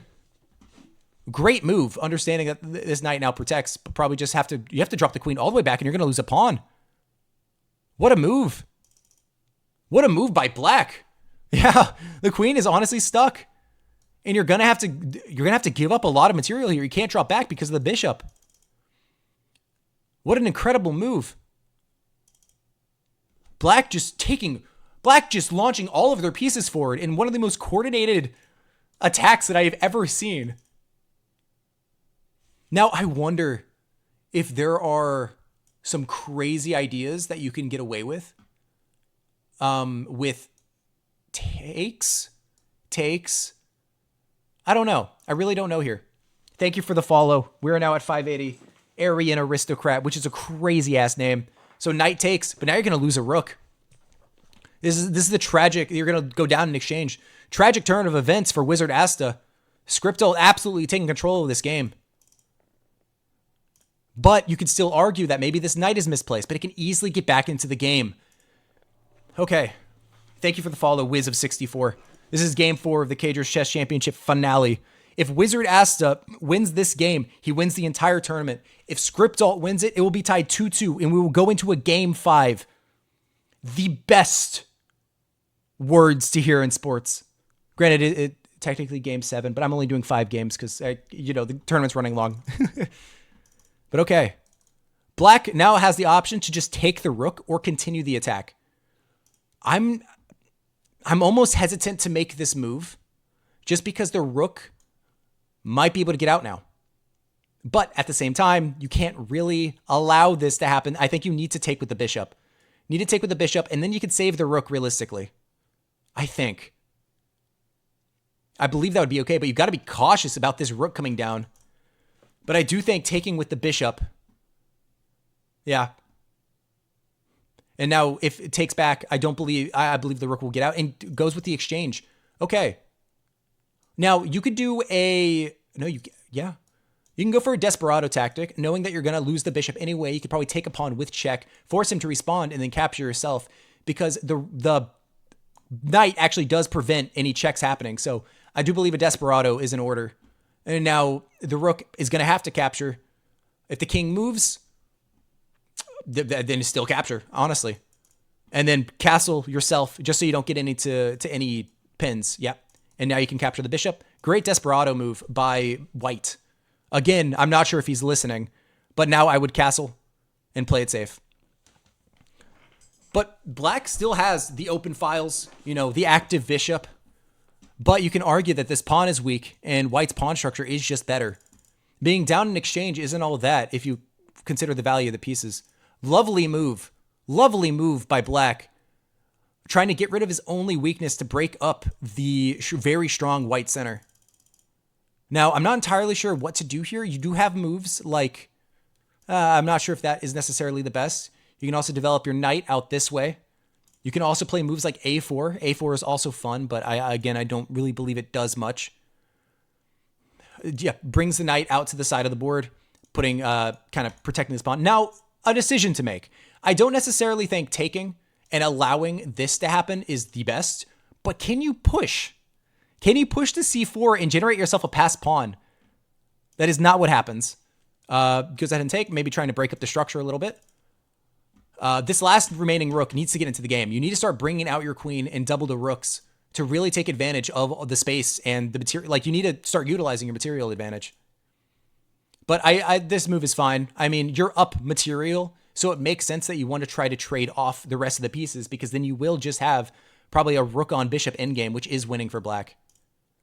So the knight drops back, also protecting, but counterattacking the bishop. Now we could just have a repetition of moves. That could happen. That could very happen. Oh, man. Bishop infiltrates. And now the rook has to move. I like this idea by black. This bishop can get very strong very quickly. Oh, man. And the rook slides over. But can you generate one more move?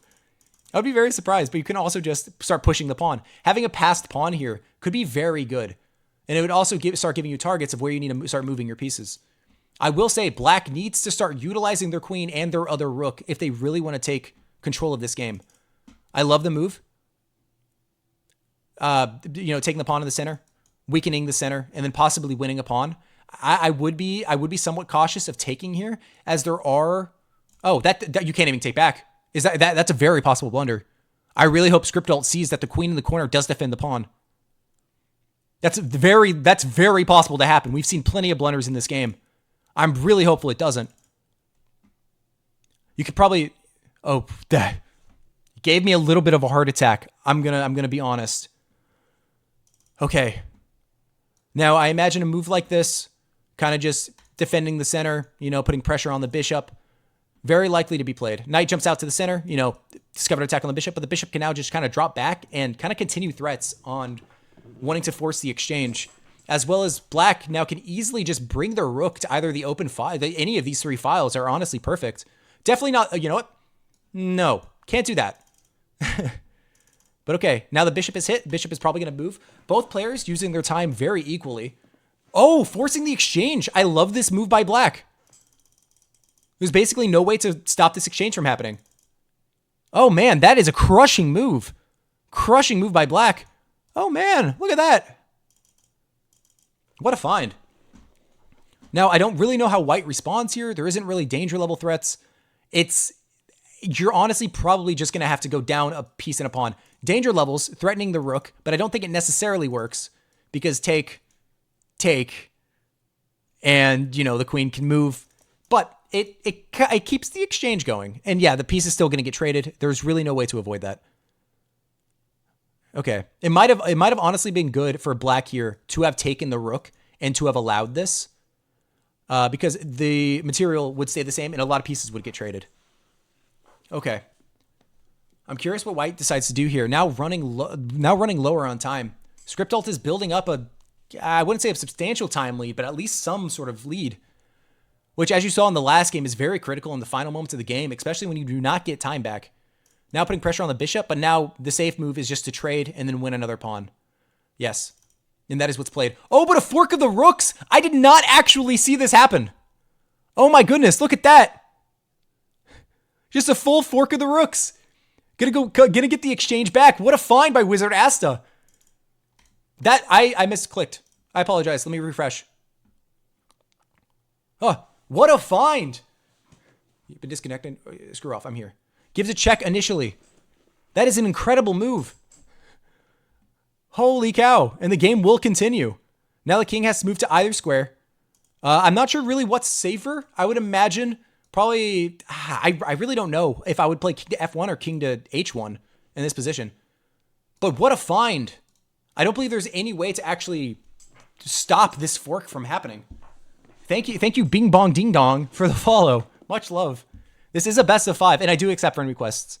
This is a best of 5. If Script Alt were to win this, he would tie the finale 2-2.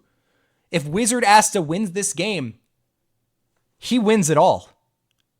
This is critical moments coming down to the final seconds. But now you take. Are there any tactics here that could be found? I would be scared about this check. Goes take, gives a check. This check is a little bit terrifying. I would be cautious. A lot could happen here in the final moments of the game. There might actually even be a win here. I don't know. But I do think this check is needed.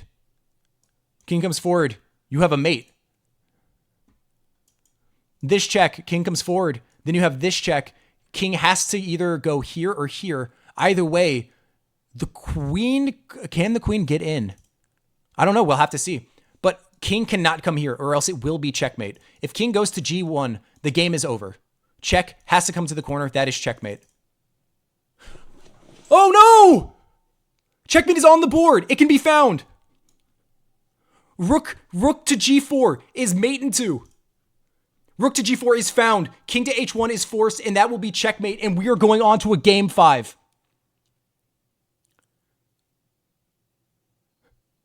What a performance by Script Alt, having his back against the wall and finding the mate. Oh man, okay. We are moving on to game 5 of the TheCager's Chess Championship. What a performance by both players. Give a round of applause. If you're not clapping, you're banned. Okay, I'm going to go, we can go select the final game, the finale of the TheCager's Chess Championship. I need to pull up the wheel one more time. All right. Good job, Script Alt. Way to lock in, dude. Congratulations. What a performance. What a checkmate. All right. Now, what will game number 5 be? Let's see. Game number 5 of the TheCager's Chess Championship. Winner takes it all. We have 1-0 bullet chess. Oh, man. It is about to go crazy. Now, I will say, Wizard Asta, you do have a veto, okay? Script Alt really wants to play bullet chess. You have a veto here. If you want to re-roll, you have that option. I am giving it to you. If you do not respond within the next 10 or 15 seconds, we are just going to play 1-0 bullet. You have the chance. It is your choice. If not, we will go straight into game 5. He vetoes bullet chess. It shall be removed from the board. MH has used his veto. Let's reselect. What will game number 5 be?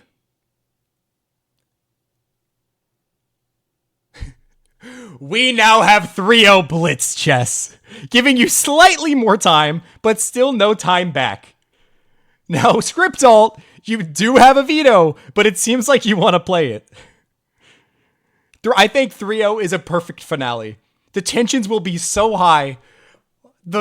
Oh my goodness, I can only imagine the nerves of our two contestants. Hell yeah, it is off to 3-0 blitz chess. Let's go get the players set up and ready. Oh, this is going to be absolutely electric. Oh my goodness, I am so excited to watch this happen. It is a 2-2 finale. Game 5. You love to hear it. And the game has begun.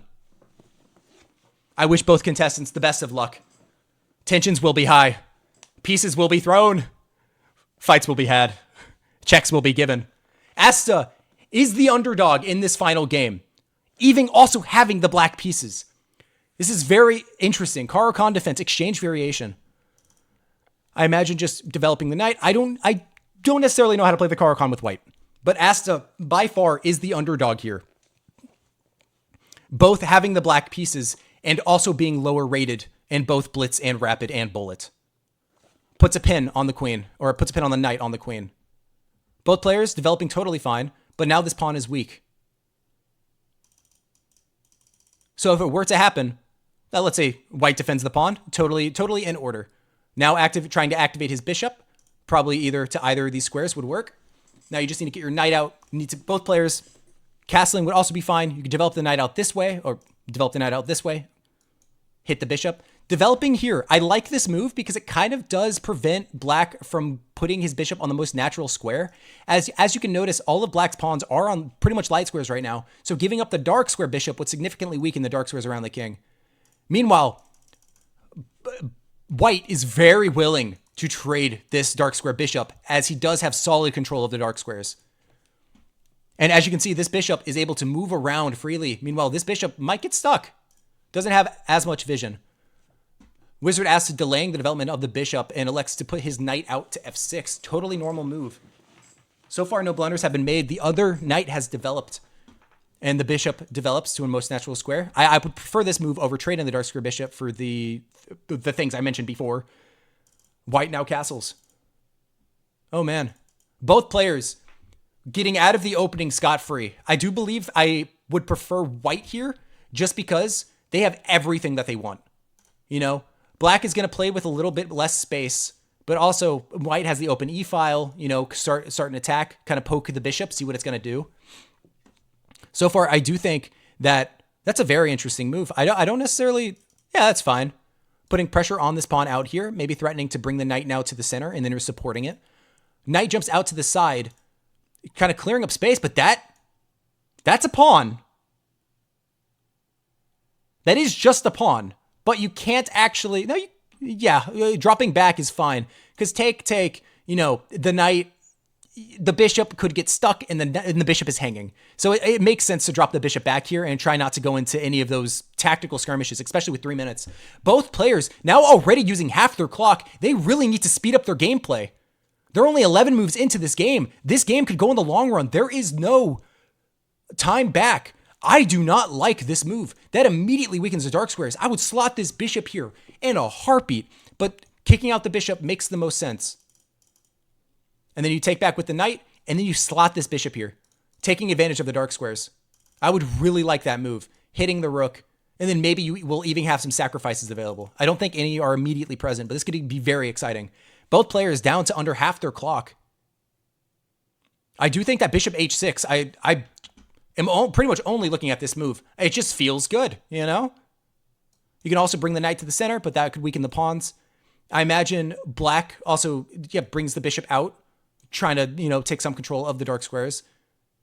But I do feel like that this is just very good. You can also play here if you wanted to. Brings the other rook to the semi-open file. Also totally good. I would now recommend probably bring the queen up, bring the other rook, and then the bishop here, you know? Wizard Acid now under a minute. He is going to need to seriously play faster. He does not have the time to be taking 10 to 20 seconds on each move. He's going to have to start playing rapidly. Is the championship going to be decided on time? He gets no time back. He needs to make a decision. Is he panicking? He needs to make a move. This is critical. This waste on the clock could very easily be losing. Drops the knight back, but you can't spend 30 seconds on any move in a 30-minute game. You can't spend a 6 of your time on one move.